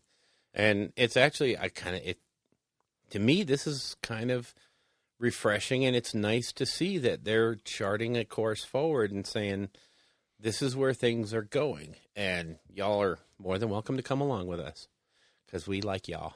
Well, it all kicked off with the Malign Portent stuff. Yeah. Way back when we got the Night Haunts and that whole thing. Yeah, and just the very beginnings of Nagash being...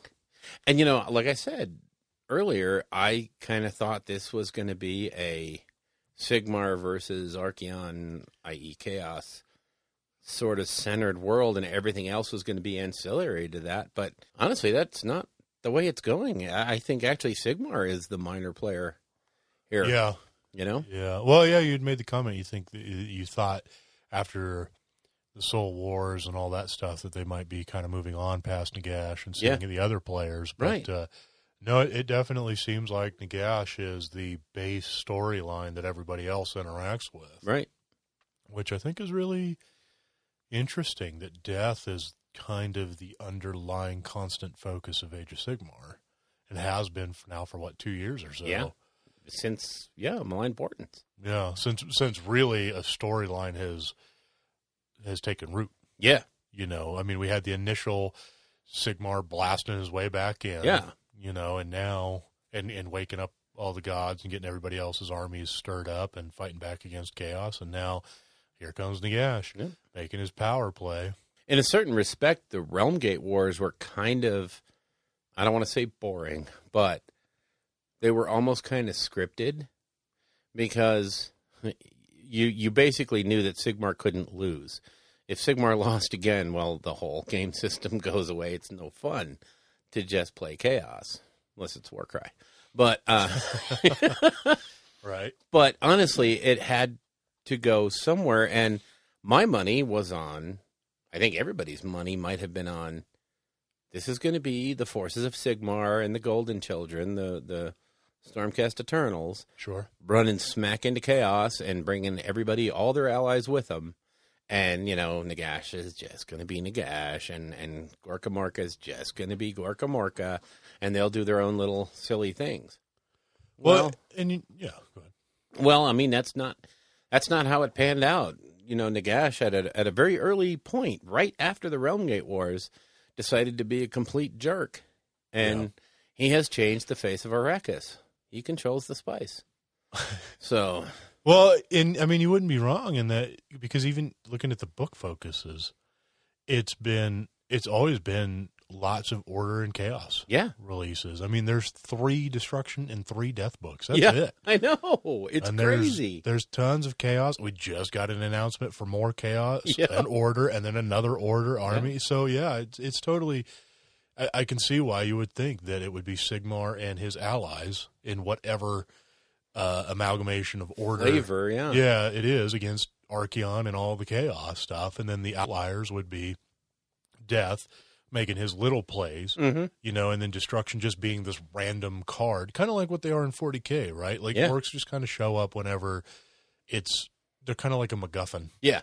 Almost. When you need something changed. And that's how they still feel in Age of Sigmar, unfortunately. And hopefully maybe they'll move in a different direction as we get in. Well, honestly, I think Destruction is always going to be that way. They're never going to have these grand designs of taking the all points, because they might take it for a day and then they would forget why they really wanted it, and there's better stuff over there, so let's just go over there. And they'd abandon it. So I get that to an extent, right? Because it's what we've always seen from Destruction. But now that we're in the Age of Sigmar and we're really seeing Games Workshop hit a stride with creativity and new things, I don't see why they couldn't make a Destruction army that has a little more organization and purpose to it, that's focused maybe around the fact that they're just nomadic. Right. And they're not down with established structures. They find cities offensive we're not going to build and stuff. Cities. But we're doing it for a purpose. I don't Yeah. know. I mean, there's the sky's the limit, really. And that's the thing is you don't know what they're going to do because look at what they've done. We didn't see Nagash being such a powerful thing in the lore, Yeah. and he's really driving the bus. I mean, he is pushing the story forward. Oh, he's certainly pulling Archeon out. Yeah, You know, you don't get to hide anymore. I'm coming for you. yeah, Because this, So- in my head, all this belongs to me, and you're the invader. yeah. And the whole thing with the Bone Reapers is not just we don't want any living in Shyish. It's they have a case of the butt hurts with just about all the living. Yeah. So you Yeah, know, the mortal realms belong to him. Archeon is like, oh, they belong to me, not Chaos. They belong to me. That's what makes I Archeon. made these. Yeah, that's what makes Yeah. Archeon scary, I I think. know. Yep. And I was going to touch on this earlier when we were talking about, the book announcement and stuff. Mm-hmm. I wonder if at some point Archeon gets so big that the Chaos Gods, rather than trying to lure him to their side, they realize, like, well, it's just not going to happen. And this dude is bigger than we are Right. now. Unless all four of us get together, which we can't, Mm-hmm. because it's just it's impossible. It's against our nature to actually get all four of us on the same page. They start making plays at order armies and destruction armies and death armies, trying to get them on board. Yeah. To try to undermine Archeon and bring him down. Oh my God! Talk about a birthright sort of setting you could have Yeah. with chaos gods trying to work with. God, can you imagine? And Archeon just becomes the overwhelming. It's not chaos anymore. It's Archeon Right. versus literally everybody else, and he's just that powerful that he can take That on he can do it. Yeah. all of it. I don't see why not. I think he's at that point, honestly, because they talk about. I can't remember if it was in a community article or an interview or something, or maybe it was when they were announcing the Slaves to Darkness book. They talked about when you look at his followers, they're worshipers of chaos, but their number one marking is his mark, Yes. not one of the gods. That's They mark right. themselves under his sigil. Yeah.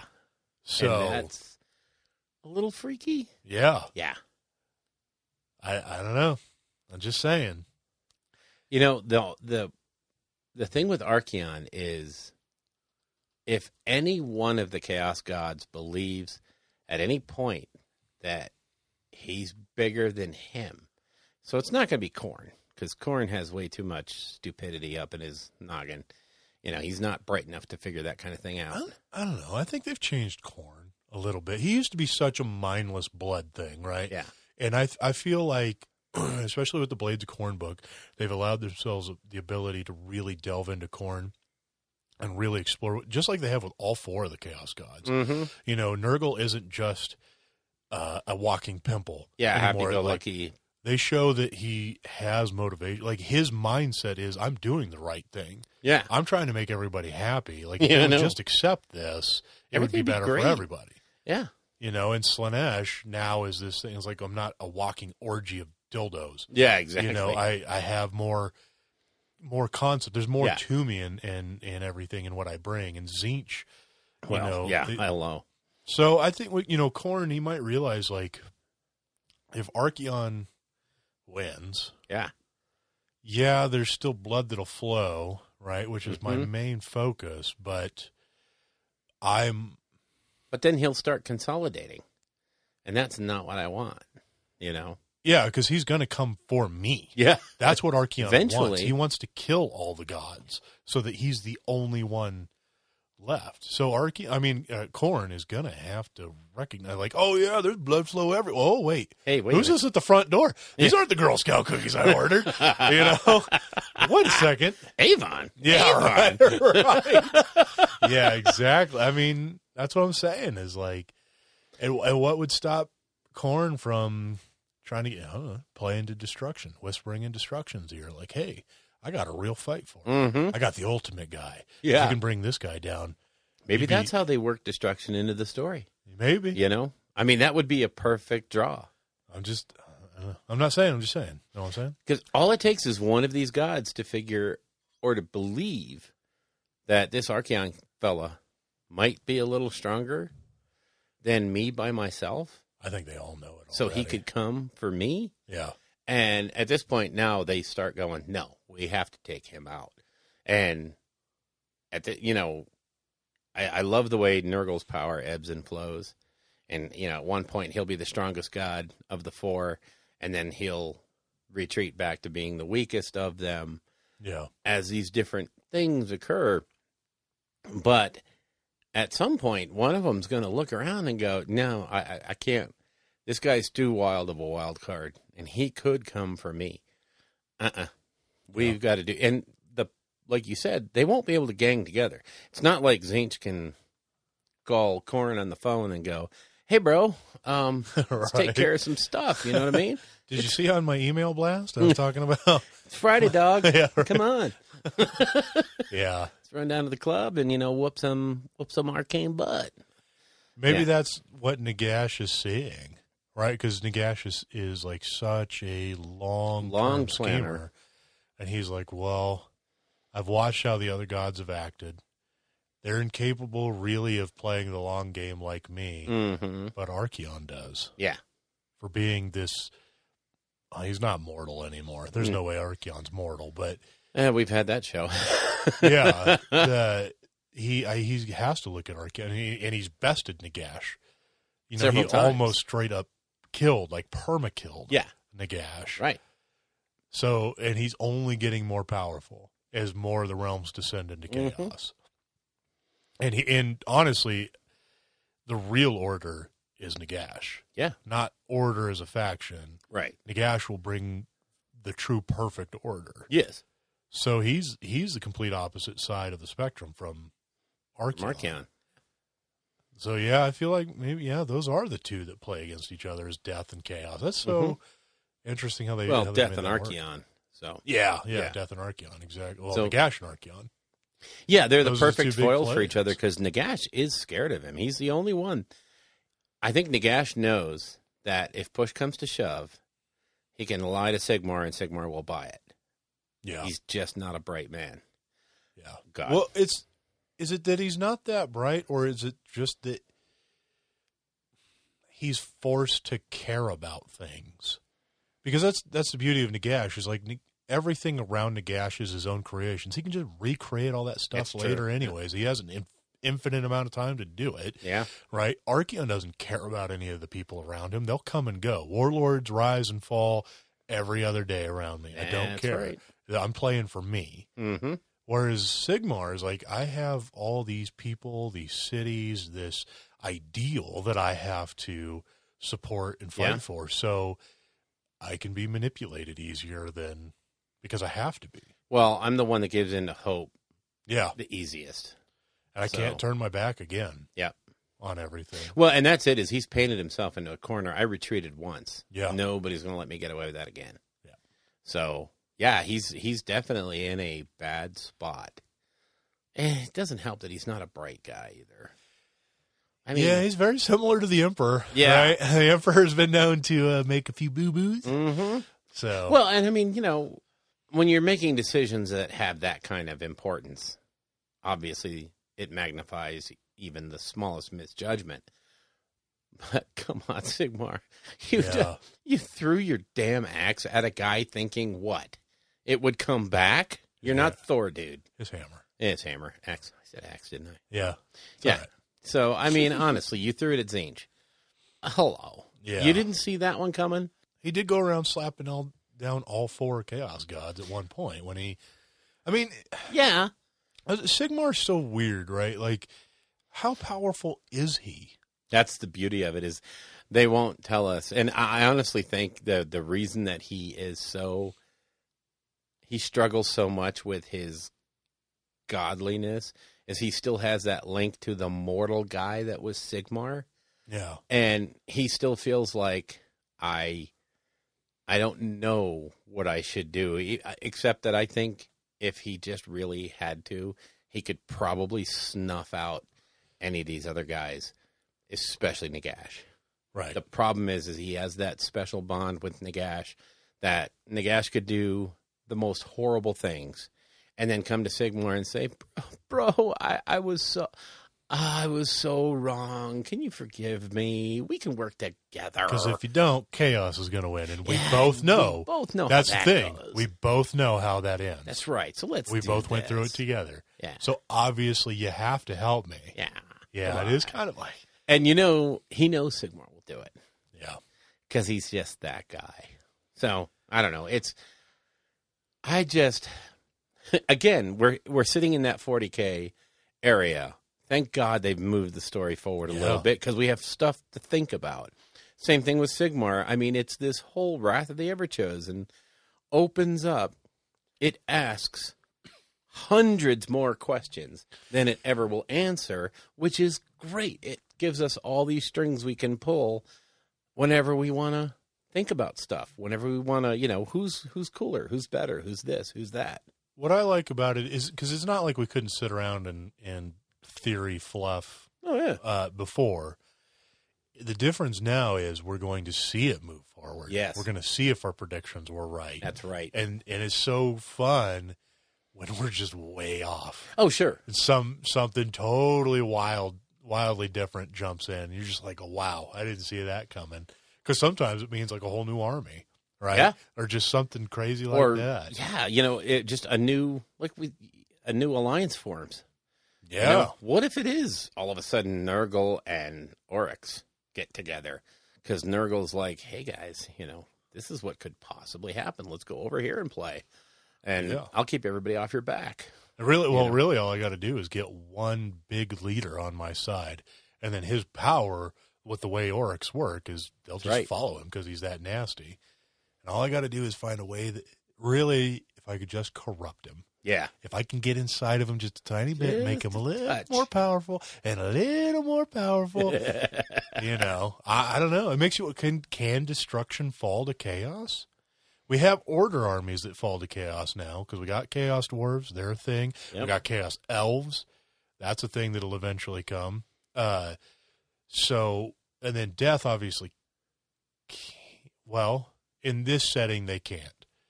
Previously, we had vampires that fell to Khorne in the old world, which I thought was really cool. Yeah. Maybe we could have that again. Anyways. Good.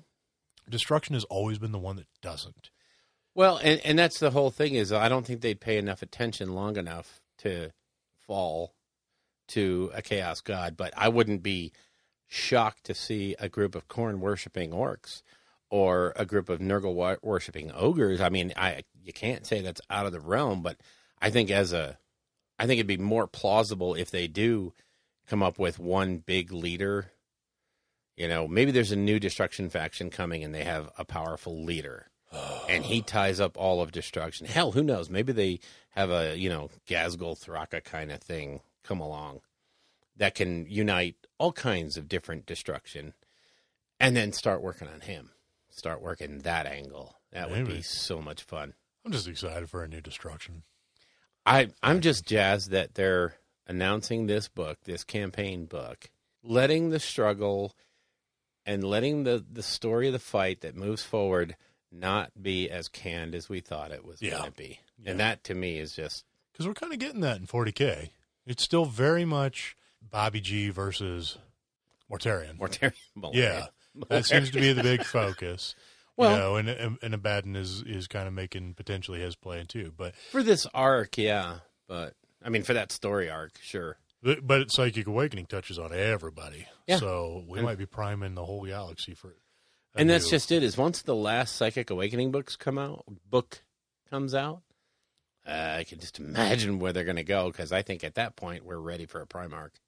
Yeah. So it throws everything into the mix.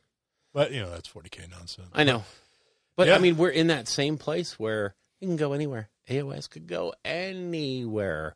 I'm so excited for this year. Yeah, I just want to hang on for the ride. Yeah. God. See the releases week after week after week as I put together what I have and then see a new army and go, oh my God, it's going to be so amazing. Yeah. pretty pumped for the Light Elves. Yep. They're Teclis's elves. All right. So I think we beat our little lore topic we actually didn't even announce we were going into lore. We just launched into it. Rolled right into it. But yeah, we kind of wanted to talk about what the Wrath of the Everchosen was going to mean to the storyline going forward. So I wonder if I should put that at the beginning. Oh, it's up to you, but yeah. I can't wait to do a I think breakdown of that book. people figured out, it's going to be a fun look at that book. Not just the rules, but all of the lore.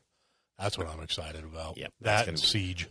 Oh, Siege rules and God, Wandering yes. Monsters. Yeah, the narrative side of it's just going to be so much fun. It's over the top. Yeah. But at this point, we want to launch into something that we are referring to as the Rolling Bad Community Champions.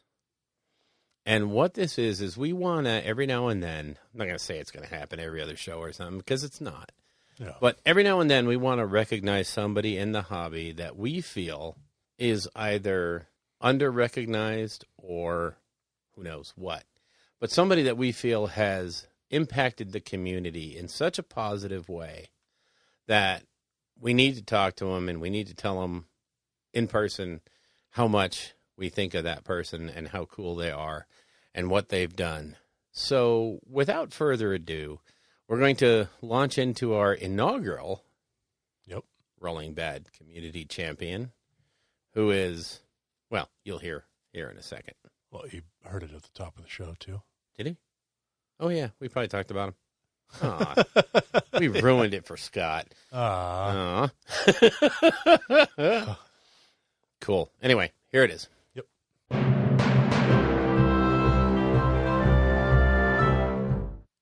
So, as we talked about earlier in the show, we are now here live, which for you is in the past, with our first ever inaugural Rolling Bad Community Champion, Mr. Scott Reed.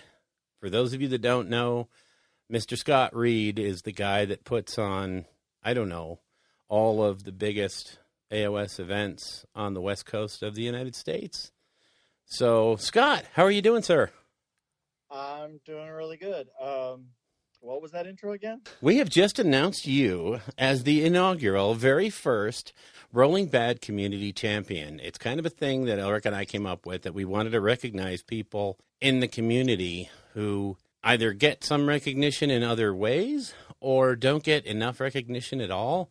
But basically, for all the blood, sweat, and tears that you've put into our hobby, we just kind of wanted to reach out and recognize you a little bit.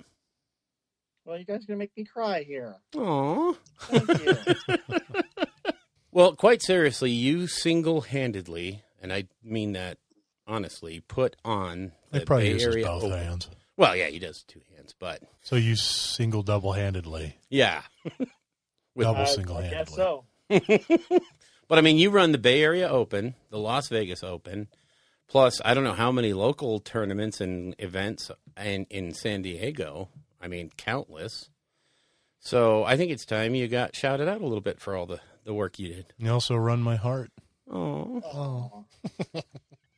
Well, that's really nice, you guys. Yeah, I run the SoCal Open. Bay Area is done by Frontline, and John Fierlhelm runs that. Right, I'm sorry.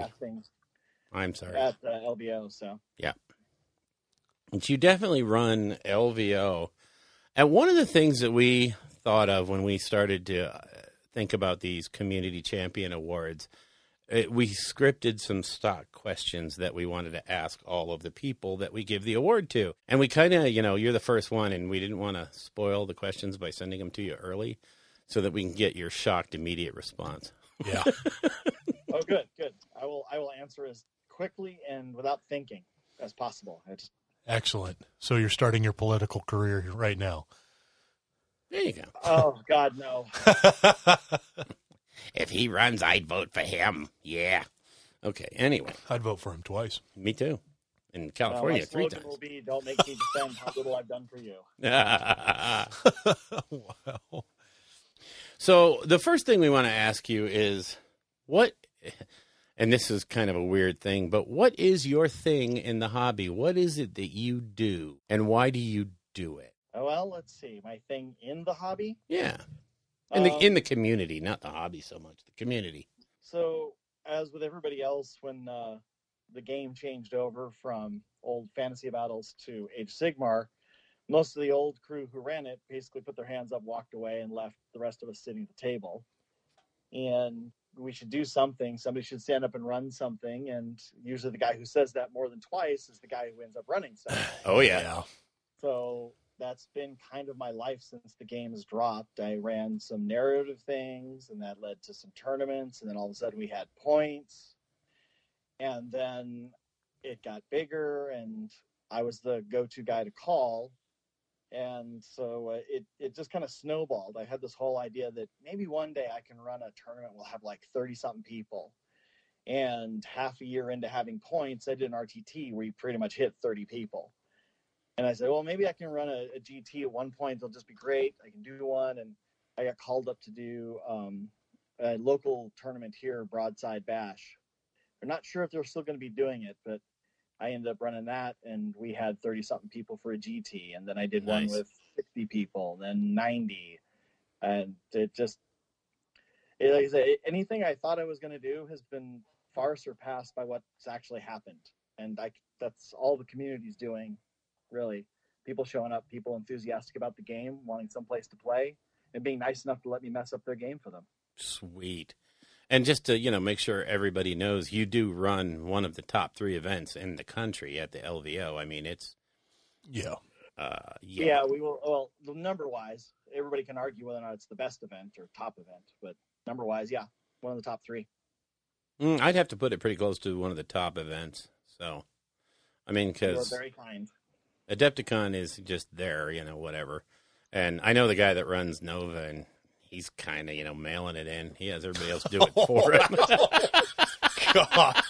Oh, Bill. Oh, Chuck hates me. I was going to say, yeah, Chuck's done a lot of work over there. Yeah, just a little bit. A little bit. So, so the next question I had for you is, what kind of impact do you think you've had in the community? Ooh, that's a good one. Yeah. And be honest. I don't know if I've had, in general, any specific. Stop it. I mean, somebody would have run some events. It would have gone somewhere. I'm hoping I had a positive impact, that people enjoy the game, that I've been a good enough ambassador to get more people in. But I don't know, an impact that's... See, this is the difference between you and us. You are so humble about what you've done, running the largest events in the West Coast.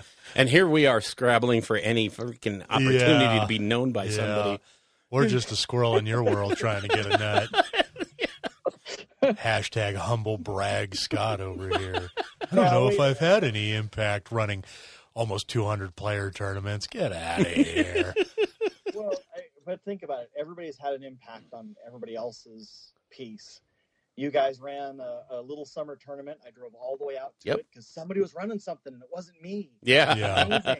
I've got to go do this thing, and met all you guys, and we've been in contact ever since, back and forth. Right. I get to hear your insults, get a few pictures from Elric every once in a while, which I cherish and put up right next to my bed. My wife's not a fan of it, but there they go. It happens. Priorities, baby. I gotta. Yep. And, so you guys influenced me to keep rolling. And then, other people in the community who I reached out to saying, look, I'm trying to do stuff. Is it, am I on the right path? And they sent me positive wishes. So it's hard to take credit for something that you feel like you're just kind of part of the giant snowball that is AOS in America. Well, I think it's easy to say, well, if I didn't do it, somebody else would. But I don't necessarily know if that's true. I mean, I suppose with something like Las Vegas Open, eventually Reese would have found somebody to take that mantle. But that is a tremendous amount of responsibility, and you've done it. Yeah, and done it well. Exactly. So I think it's inaccurate to say that you haven't had an impact on a lot of people's gaming experience with Age of Sigmar. That's just with Las Vegas Open, not with the other events you run. And I always go back to this thing for event organizers and the people that run those big events, you and Alex and Chuck. And there's a lot of people out there that are putting their entire vacation and what might be their only vacation for the year in your hand. If you do a lousy job, they've basically lost their time off for the year, Yeah, here in the States, we don't get a lot of vacation sometimes. So When you use thank it to you. travel to Vegas to play in a tournament, you kind of want it to hit. And I think Scott's done a fantastic job of making that happen. Oh, yeah. Yeah, well, no pressure after that. Jeez. Yeah. I get 10 days, Some people buddy, if only you get screw some this up vacation. for me. They're not teachers who get like days off all the time. Well, yeah. And then when they do work, are they really working? And yeah, you get into that whole. Yeah, that whole. And what is it about teachers and people that run events and people that do? I mean, there's teachers everywhere that are big things in media, that are big things in running big events. You guys must have a lot of time off. A lot of time off, man. And so much money to just do whatever you want. I know you guys get paid like rolling money. Like Elon Musk level money. God. I think it's just probably the attitude of somebody who goes into a profession like that. Yeah, you do it for the money and fame and women. No. What? Wait. Where does all this fame come from? The hot women. You haven't fame gotten and that money? yet? Not women, I don't understand. The next question up, and now we're going to start getting personal. Ooh. So we got to know, what are you wearing?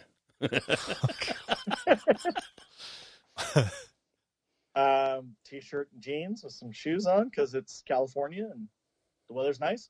Wow. Would you like to ask one of the questions? You gave me crap for that one. Or do you want something spicier? I mean, you know. No. You You know. can stop there. Are there questions? Where did you put the questions? Oh my god. Oh, hey, he did put the questions on this sheet for me. How convenient. Oh my god. It's almost like last show when we said we want to start taking this show in a more professional direction. You were serious about that. And Bill's done an excellent job. I feel like this is a professional interview. Oh, Wow. excellent. Yeah, sure. Well, we'll see how you do. I mean, Bill looks like a freaking Funko Pop. His head's getting so big. That's from the cold medicine, so shut up. All right, let's see. What was your favorite game of Age of Sigmar? I mean, favorite game I ever played, like against an opponent. Yeah. God, I've played a lot of pretty darn good games with people. I'm going to have to go with, we have a guy locally who, him and I played when there were no points. And we would just put stuff on the table and adjust as we went and played games. Those were always a blast. Local guy here named Chuck. Him and I, we just put models down and we play. We have a great time. Now that there are points, we still do the same thing. But one particular game with him, we basically went through a whole series of the different scenarios for the Realm Gate Wars. Oh yeah. And just like one afternoon, went reset and re-racked like 3 times. Nice. Played the next scenario and the next scenario. And it was kind of, I think, the way they meant the game to be played when they first released it. Because we would play a few rounds and go, this isn't quite even. Why don't you bring on a few more of this? Yeah. Or a few more of that. And that's just how we did it. And that particular day was great. We just went through it's like there was a patrol quest thing, and you're surrounded by the other side. And you get 2 where you're going and try to stop a ritual. So between those 3 setup games, it was really fun. Sounds like a good day. Yeah, I've got some fond memories from those very early days. Like, who was it? The first set of points that came out. Oh, the South Coast guys. GT. Yeah, South just Coast using point. like some of that stuff too. The very very early days of Age of Sigmar. It was a lot of fun. A lot of shenanigans. Oh, just a little. Oh, yeah. But there was also, I think it was so new. And if you took a moment to let go of the old world, and everything that we had before, and just kind of embrace this new thing, there was something refreshing about it, I guess.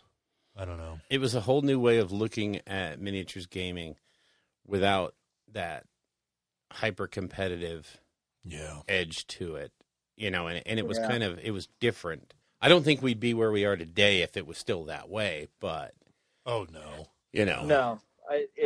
That's certainly fringy because all of the people who wanted points would come over and how did you 2 decide how to balance this out? We just look at them. Well, it's like our 5th or 6th time doing this. We just kind of know at this point what can face what makes a good game and what makes it fun for us. yeah, right. And honestly, I love what they needed to do is the same PSA they did for 40K when they changed the rules over.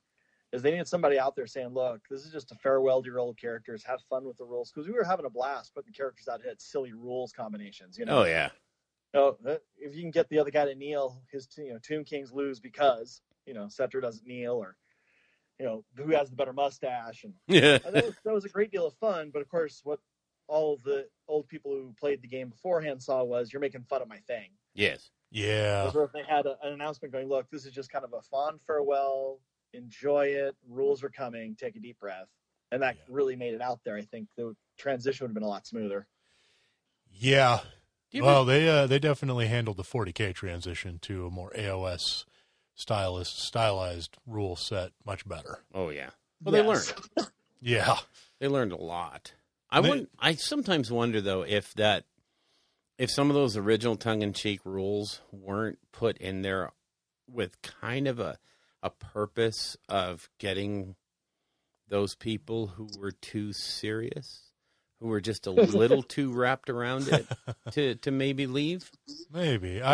Jervis kind of addressed it and said that he just had a totally different vision for the game than what the community at large kind of wanted. Yeah. And it just didn't quite hit. So yeah, it's one of those things.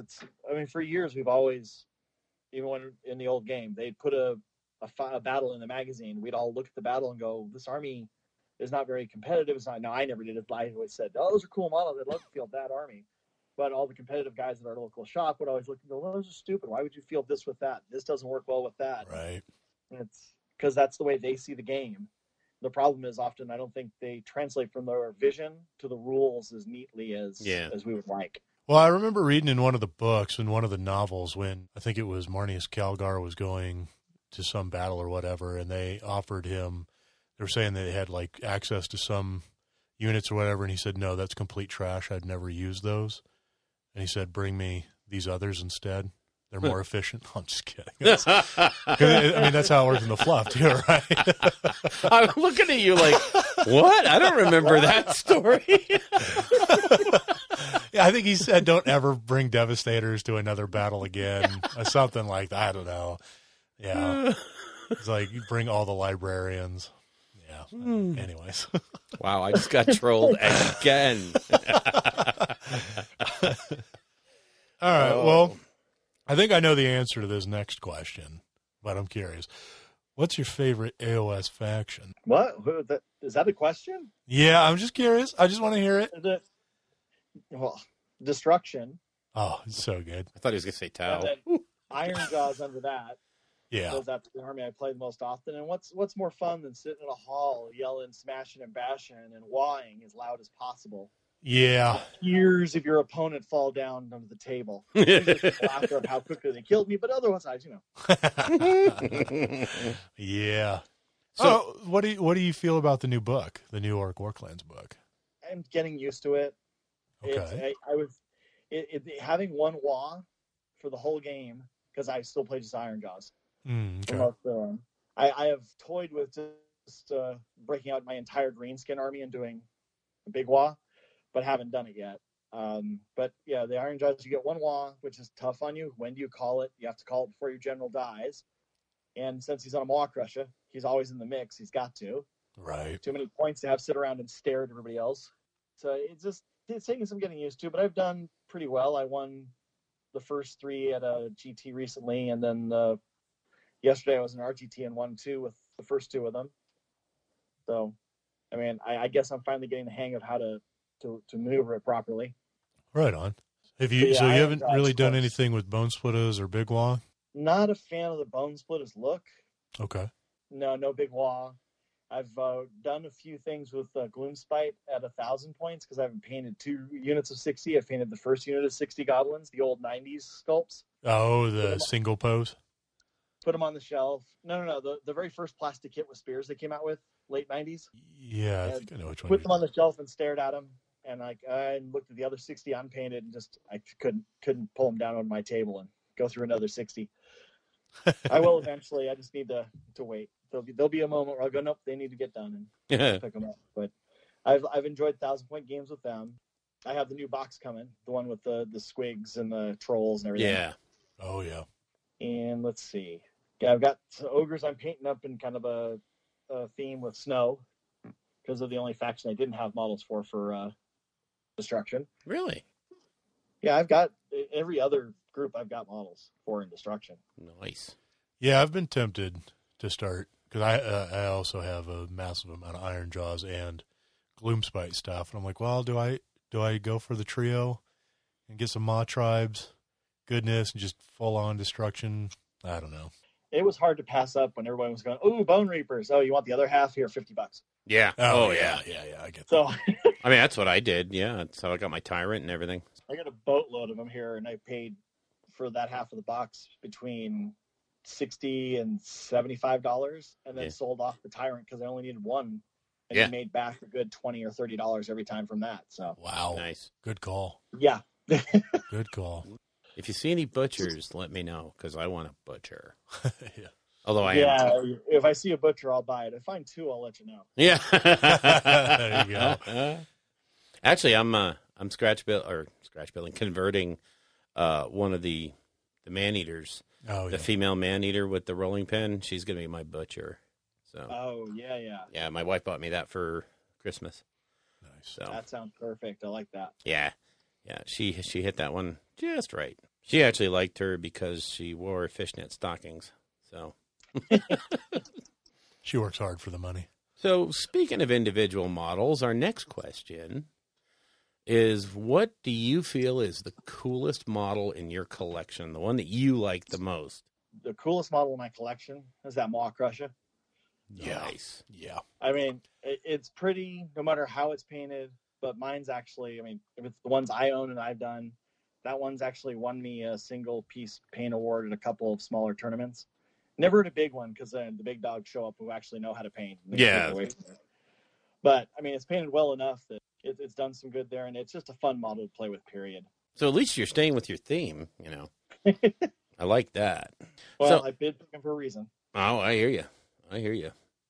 Our last question for our first inaugural Hobby Champion, Rolling Bad Champion Award winner is... We know where the community is now. Where would you like to see it go in the next year? And I'm talking either the hobby or just the community. How would you like to see everything grow and everything change if you think there's change that needs to be made? I'd love to see everybody. There's a bunch of great events across the country. We're all reaching 80 and up. If you live somewhere in the country, there's one that's 80 and up. I would love to see a strong enough community that we all kind of communicate, talk with each other, go back and forth between each group. There's been, just because we're so huge as a country, there's just compartmentalization because you don't see everybody every day, you know? It'd be nice to have a big, giant American community that's kind of the same way it seems to be in England. Yeah. I don't know. I don't live there, but it sounds like every time I hear a show, they all just know each other's events, know each other well, speak well of each other, go back and forth to see things. I know it's a lot harder here because, well, like I said, it's pretty big. Yeah. And flights are really expensive. Yeah, especially depending on where you're coming out of and where you're going. Mm-hmm. Going pretty much anywhere out of Albuquerque other than Vegas is brutal. Yeah, well, and a lot of people have told that to me. They come to Vegas because the other two it just costs them too much to fly from where they are to there. Yeah, right. And I've heard the same thing's true for people who go to Adepticon in Chicago or go over to Nova. Mm-hmm. That it's just an easier flight for them for where their hubs are. Yeah. Chicago's rough, man. It's like $500 or $600 to fly to Chicago out of Albuquerque. From Albuquerque, which is so because I can get to Washington D.C. cheaper than Chicago. Well, I'm not even going to say we can get to Las Vegas for $99, but I can fly cheaper to Washington D.C. than to Chicago, which is considerably closer. It's cheaper for us to drive to Denver and fly out of Denver to Chicago than it is to just fly out of Albuquerque. That's ridiculous. It is. Yeah. Well, San Diego, I'm lucky enough that I'm close to L.A., so if it isn't cheap from here, I can drive up there. Yeah. And it would be great. I guess the only change in the community would be I'd like to see all of us supporting all of the events across the country in some way, where we're all just talking about each other's games and events. Yeah. Talking up everybody's events. But I mean, we're so separated, and it's so difficult to get information back and forth. We have people planning tournaments in the same weekend that Yep. are big draw tournaments, and it's like, oh, well, we didn't know because, well, legitimately they didn't know. We don't have a really good clearinghouse for those sort of things. But I'm not going to say somebody should do it. Yeah, because you'll end up being the guy. Yep. That's Well- the only time I'm saying that. It's done right there. I'm never saying it again. I know, Tyler Emerson was working on something, some Yeah. kind of large-scale calendar. I don't know how well that's worked out, but you're right. Somebody does need to take that ball and run with it. So, Well, not just somebody, but we all need to, across the board, yeah, talk about it, reach send things out, back and forth, send our ideas for how we think things should work out, have stand. the freedom and autonomy to do everything the way we want it, but understand that, there are other ideas and they're all good. Yeah, I haven't gone to a tournament that wasn't amazing and fun, and they weren't the same, so they Yeah. don't have to be the same. But it's nice to know, like, when they dropped, oh, you guys deal with this OCR Bone Reaper terrain piece. TOs will work that out. yeah. Thanks, you guys. Don't you love that answer when you hear it from the flagship? Yeah. The It's like- TOs will handle that. So it was like, great. So tried a couple of ideas. We bounced around back and forth. But it'd been nice if we had like a strong interrelated community going, hey, what are some ideas? We get like maybe 5 or 6 different choices to look at and go, oh, I like choice 3. Let's try that one. Yeah. Yeah. Instead, I kind of feel like, all right, well, let me reach out. Everybody goes, I don't know, Scott, what do you want to do? Why am I the guy deciding? Why is there somebody else out here? I hear you. That's the way it works sometimes, though. It is. It's the truth. It's how it happens. So something will shake out eventually, I'm quite sure. Oh, yeah. So now that we've exhausted our questions that are just all about you, because you're Yay. the star. And Woo. truly, we mean that, I know we're giving you crap because we're sarcastic little pieces of you-know-what. But we really do mean it. You've done so much for the hobby. You've helped grow it. And you deserve a lot more recognition than you get. That's for darn sure. So, Well, I'm just glad Elric told me to put on my high boots before you guys started. good. So good. Save that watch, man. Save that watch. But now we'd like to dovetail into something that you are intimately familiar with, and that would be the what is that? The Reno, Nevada Open? No, it's the Portland. No, it's the Las Vegas Open. How's Yep, that coming along, sir? Great. We've got the pack up and out. It's been there for a little while. We've got lists going up now. 177 people they're currently paid. They did cap it, but I had them pick the cap up a little bit Yeah, because we're always fighting for room in that space, so it's never a solid you can only have X, because Right. it depends what other games sell out space for. So we've got maybe a few more tickets left, but not many. Been making tables, getting stuff ready, all the important things. nice. Speaking of that piece of terrain we've decided, I floated a few things out to people in the ITC TO chat for ideas, got some feedback. Went to a tournament that used my idea of just having replaced a terrain piece. Right. And that worked out really well, so that's what we're going to go with. Oh, okay. Placing a large terrain piece on the table with the Bone Reaper piece, because it's supposed to go down before everything else. Right. Yeah. And that's basically the rule I've decided on. As long as it's not overlapping the very center of the board, you can remove the piece and place your Bone Reaper giant, well, we won't say what it looks like, thing on the table. Are you going to have something there that they can't cover up an objective, or are you going to put the objectives on top of it? Well, Because the objectives already would put go out after. the objectives go out first, technically by rules. Then Okay. you put down the pieces because they have to be an inch away. Oh, right. And then you would put down, so that should already be worked out before then. Yep. So hopefully it all works out. I'll be going around spot checking tables. Sure. I'm going to try and have maps for where the terrain goes set for tables. I had some for a few of them last year. I want to try and get the rest of them set out so we know where things are. Nice. And Randy predid what terrain is on the table for his event.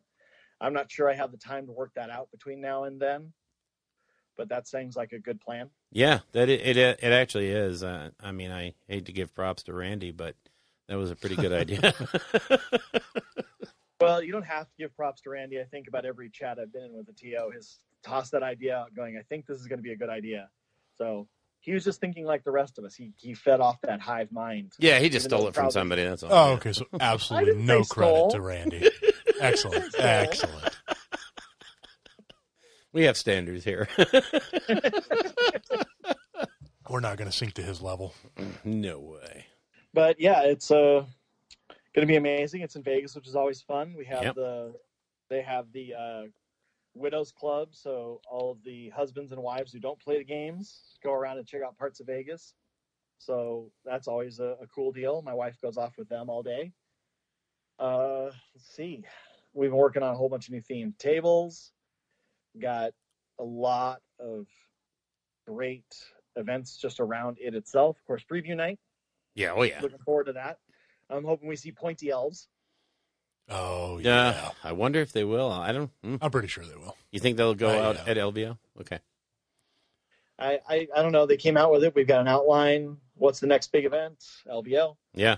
I have to. I But wonder what that's like for the meetings at GW when they talk about LVO, and then because Adepticon's pretty much right after Yeah. LVO, A and they month want to do later. big releases for both of them, and now big Mhm. announcements. So, yeah, I kind of wonder. Yeah, it leaves True. Nova in such a better place because they can do all the end of year announcements at Nova. It lends itself, but these two back to back like this. Yeah, well, they have a bunch of other events they started adding to that, like Blood and Glory. They have Right. their own open days. Yep. They have lots of True. stuff. So, then again, Well, listening to our year in review, they certainly have a lot of releases to keep dumping on everybody. So it's not like Yeah.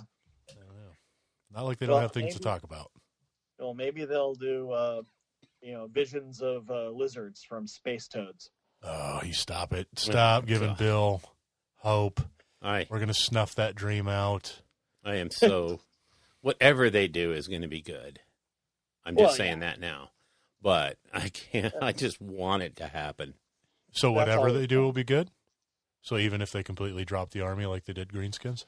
Okay, you can just go sit in the corner now. You do realize I have the mute button over here, right? I'm just saying. Yeah, my greenskins, sadly, benched, sitting on the sidelines watching. I know, isn't that sad? Yeah, that sucks. It's just not But- fair. There's always another army. That's true. Yeah. It's not like we're at a loss. I did the whole New Year, New Army thing myself. So Well, I don't know. I'll have to figure that out. I'm trying to not buy stuff, and then they came out with a box that has both Zinch and KO in it. Oh, Like, right. no, Right. no, you rotten. yeah, Yeah. Followed right after by Sisters, and I'm just like, thank you, Yeah. GW. yeah. Elric's wallet is taking the hit this time. Yep. Taking mortal wounds left and right.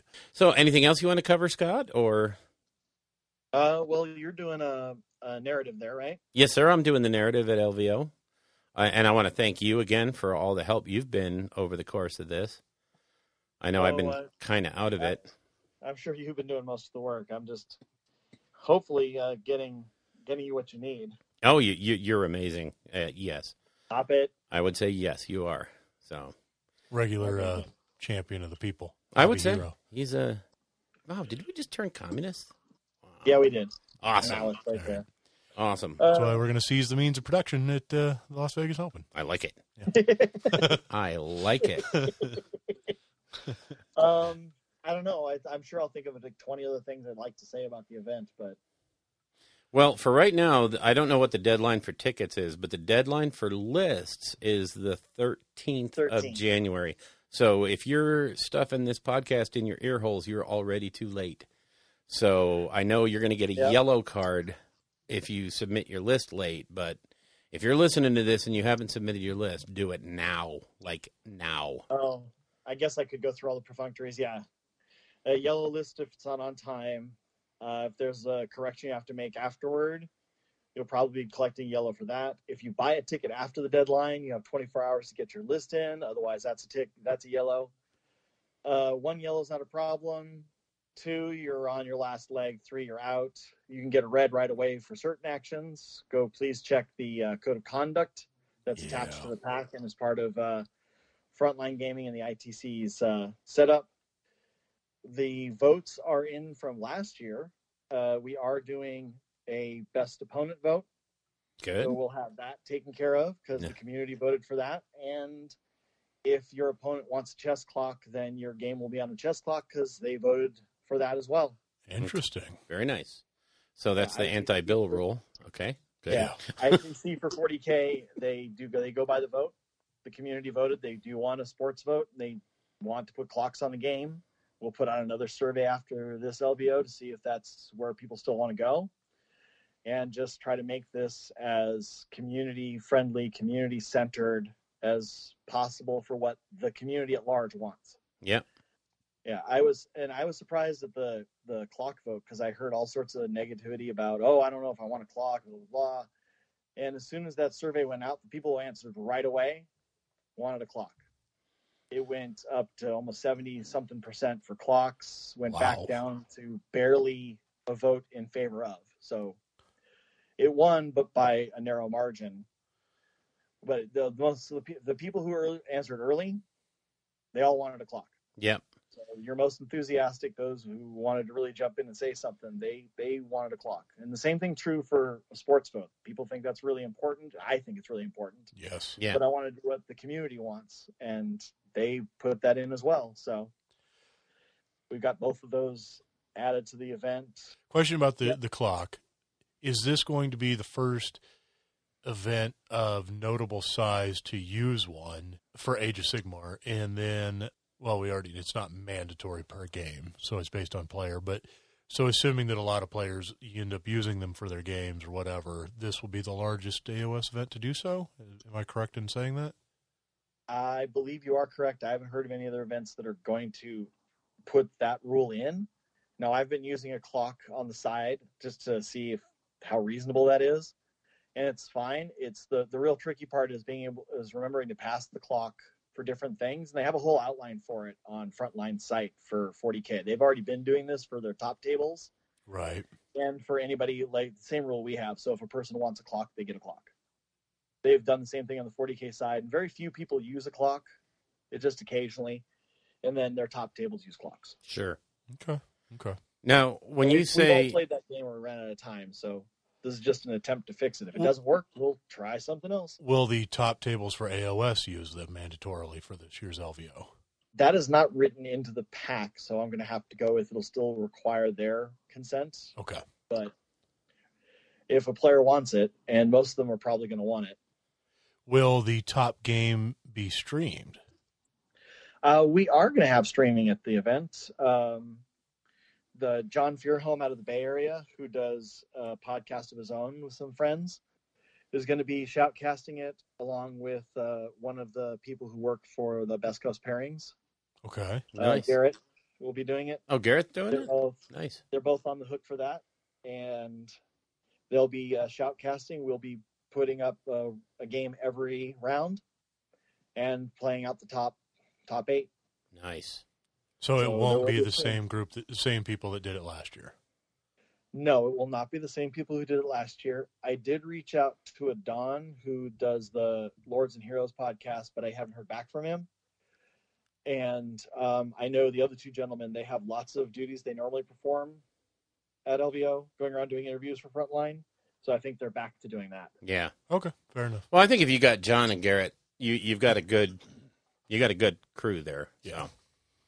Yeah, he's both of them are good on their feet, and like I said, John does a little bit of teaching for his discipline in the Bay Area, so he's paid to talk to people. So I've heard him hold a crowd's attention for more than a couple minutes, so it should be good. Yeah, good.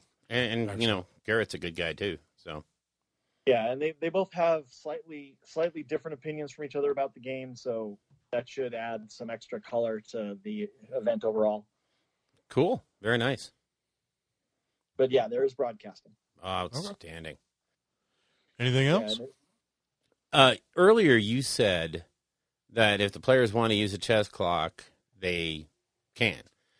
Are those chess clocks going to be provided, or do they have to bring it themselves?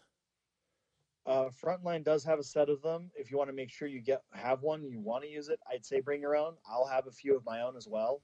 I've bought a small set of them. Well, and there's also iPad apps or iPhone apps or any phone apps that. If you're planning on really wanting to use one, I would suggest making sure you have it. If there's a game and you want one, we should have some. I know, like I said, I know they have a bunch of extras on the 40K side that they don't use all of. Yeah. I'll have a few of my own. So between that, we should be able to cover anybody who wants to use a clock. Nice. And I would certainly stress that anybody who's planning on going to the champs, definitely read those rules because you may get involved with it, Yeah. And there's a trick to, not a trick, but there is a process to handing the clock back and forth to people. So make sure you're aware of it because you can burn up a lot of your own time trying to figure out how to give up your time. Are you suggesting that people read the pack, Bill? Oh, where am I going? You're right. Yeah. You're right. Just go. Just go and have fun. No, yeah. We'll have none of that. I'm sorry. Wait, no, read the pack. Oh. People work hard on that. Oh, is that? Okay. Is that what you're supposed to do? Yes. Yeah, I only spent like 2 months making mine. Pretty sure you're supposed to get there, and then as you're unloading your army after the round has already started, ask the TO to come over and personally explain how everything works. Yeah. Right? Sure. No, that's not how this will work. Scott's already looking forward to LVO. Yep. I am, to a great degree. You and me both. I cannot wait to get there. God. Yeah. The clock rules are pretty simple. Anytime your opponent touches dice or has an opportunity to do so, you pass the clock to them. And it's just that's the main thing is just remembering if they're taking forever collecting their dice to roll their saves, pass the clock. Right. And just tell them, I passed the clock, please pass it back when you're done. I don't know if it's going to fix the problem, but we voted for it, so hopefully it has an impact. Well, you gotta try, right? At a certain point, it's like we can sit down and theory hammer this, but you need to actually implement it. And then if it blows up and whatever, then we just don't do it next year. We just whatever. But if it helps resolve some of those slow play issues and maybe prevents Bill from being able to play the game, then then maybe that's what we'll do. Maybe we'll use 2 chess clocks. Yeah, I found that normally when I use it, that it makes me conscious of my time. When I first tried the first few times, I was chewing up more time than I thought I was. Yeah. Yeah. I would be very surprised to see how much time I use in a game. Yeah. Well, with the clock there, I noticed that I'm a little more punctual with stuff. There's a message for you. Going through things a little more carefully. But yeah, it was kind of a surprise. It's like, oh, that's how much time that took. Let me figure out how to make that faster. That faster. I don't foresee any problems. They've been using it on the 40K side for a while without issues. So, and we're stealing from them. So that's good. Fair enough. All right, Scott. All right. Well, we really appreciate having you on here, man. And seriously, we appreciate everything you do for this community. Well, thank you very much. And I'm glad you guys are continuing on with your stellar show. It's great to have your voice back in it. We missed you greatly. Oh, the Stormcast guy? the Stormcast guy. How low is the bar if you were missing me? I was missing you. That's how low the bar was. Yeah. Well, pick it up off the ground. Well, it's always the interplay and action between people that makes a show. There you go. Yeah. Anybody can talk about what they painted, what they played, how they did things. It's the interesting interactions between the people who know each other that always make it fun. Yeah, I guess. Yeah. I guess that makes a show. I can put up with him for 3 hours a week. What the hell? every other week. Other week. God, if this was every week, I don't know. I don't know if I got it in me. We'll be doing a lot of drunk shows. Yeah. Cool. Well, we hope to see you here in a couple of weeks, 3 weeks, Scott. Oh, my God. Yeah, it is right around the corner. Yep, you betcha. It is. Whew. Yep. Thank you so much for the honor. I Yeah. feel very privileged. Well, your plaque, your certificate, and your check will all be in the mail. Well, we'll probably just bring them with us. Yeah. Yeah. So. Wait, there's a check? Well, all right. Well, have fun, Scott. Yeah, it was nice talking to you. Yeah. Really looking forward to seeing you again. So.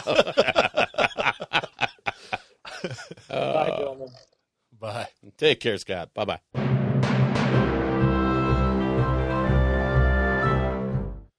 If you'd like to get a hold of us. Hey, I did that already. I recorded a whole new outro. Oh, did you? Yeah. Oh, okay, fine. It's got you and me with our Twitters, and I put the Creative Commons license thing like I was supposed to. Nice. Because I didn't realize that a while back I started using the Kevin MacLeod music. Yeah. And, you know, I give the attribution to him on the show notes, and I did it in the old outro. But what I didn't do was cover the fact that the whole show was protected under that Creative Commons license. And I was like, wow. I was actually on the Creative Commons site, and I was reading their thing. And one of the things is if you use Creative Commons stuff, you also can't then copyright the show under your own, you know, special agreement. You have to basically be under the Creative Commons yourself. And I mean, I always figured we were. I assumed that we were, because what is somebody going to do? Remix it and make money off of? Yeah. Even when we start making videos and all that. Yeah. It's still going to be, you know, somebody wants to use it, have fun. But, yeah, I put that blurb in the outro. So All right. we're Cool. covered. We're legal. Yeah. It's your boy. Yeah. So do we have anything else we need to cover before we roll on out of here? I don't think so. Drink more Ovaltine. Oh, definitely. We got 3 weeks to LVO. So there may be one show before LVO, but there may not be. Yeah, we may wait Until- and do it the week after LVO and just do a monster recap. show. Yeah. Maybe have some guests on. Because you'll have, 6, 7, 8, 10, 12 games, and Yeah, more than likely. we'll have interviews from the show, and, you know. Yeah. We may just wait. There may be a bit of a Yeah. delay. Hiatus. A 1 week or 2 weeks probably. We might just, Look unless for us in a month. something big drops between now and then, which we might just get together and talk about.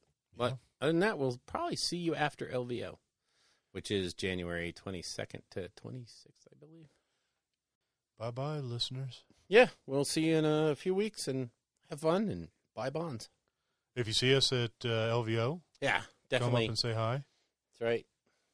Especially Bill. He is about 97.3% of this show. So if you enjoy it, let him know. If you don't enjoy it, let him know. Thanks, yo. Somebody has to keep him in line. Yeah, right. So, Cool. all right. If you would like to get in touch with us, you can reach us at our Facebook page at www.facebook.com/rollingbadpodcast, all one word. Our Patreon page is at www.patreon.com/rollingbadpodcast, again, all one word. The Twitter account for the show is at rolling_bad. And our individual Twitters are, for me, at Bill Castello, BILLCASTELLO. And for Elric, it's at Elric Edge, ELRICEDGE. All of our guests on the show will have their contact information in that show's show notes. The music in the show is used courtesy of Kevin MacLeod at Incompetech.com and used under the Creative Commons license. The Rolling Bad podcast is protected under the Creative Commons Attribution 4.0 International License. Information for this license can be found at creativecommons.org.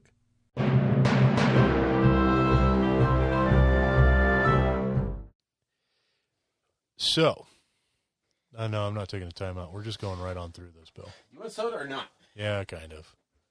This is staying in the show. This is the behind the scenes, ladies and gentlemen. This is how they make the sausage. Yep. It's not pretty. I just ran to the refrigerator in the game room, and got 2 sodas so that we could have not lip-smacking noises while we talk. Because we love you guys. Oh, Bill. All right, so we're going to do a quick intro, and then we have some questions. Welcome to the Rolling Bad Podcast, episode number... Christ. You said intro. I swear, working with a robot is such a pain in the ass. Worst sex robot ever. So, and then we're gonna say why we're having you on, and then we have some questions for you. What's your favorite tree? One of them is, what are you wearing? So, You're anyway. ready for it. But, Less is more. Oh, Bill. Oh, you want serious answers? well, no, I want whatever you want to give. So, this show's all about, this segment's all about you. Stormcaster, cool. All right. Sorry, Scott. All right. You want me to do the intro? Do you want to do the intro? I'll do the intro. I mean, it's kind of my shtick, but if you want to derail it already. I mean, introduce this segment. Oh, go for it, Bill. God, Jesus. we're not starting the show here, okay? Mm-hmm. Okay, so Welcome to the Rolling Bad podcast.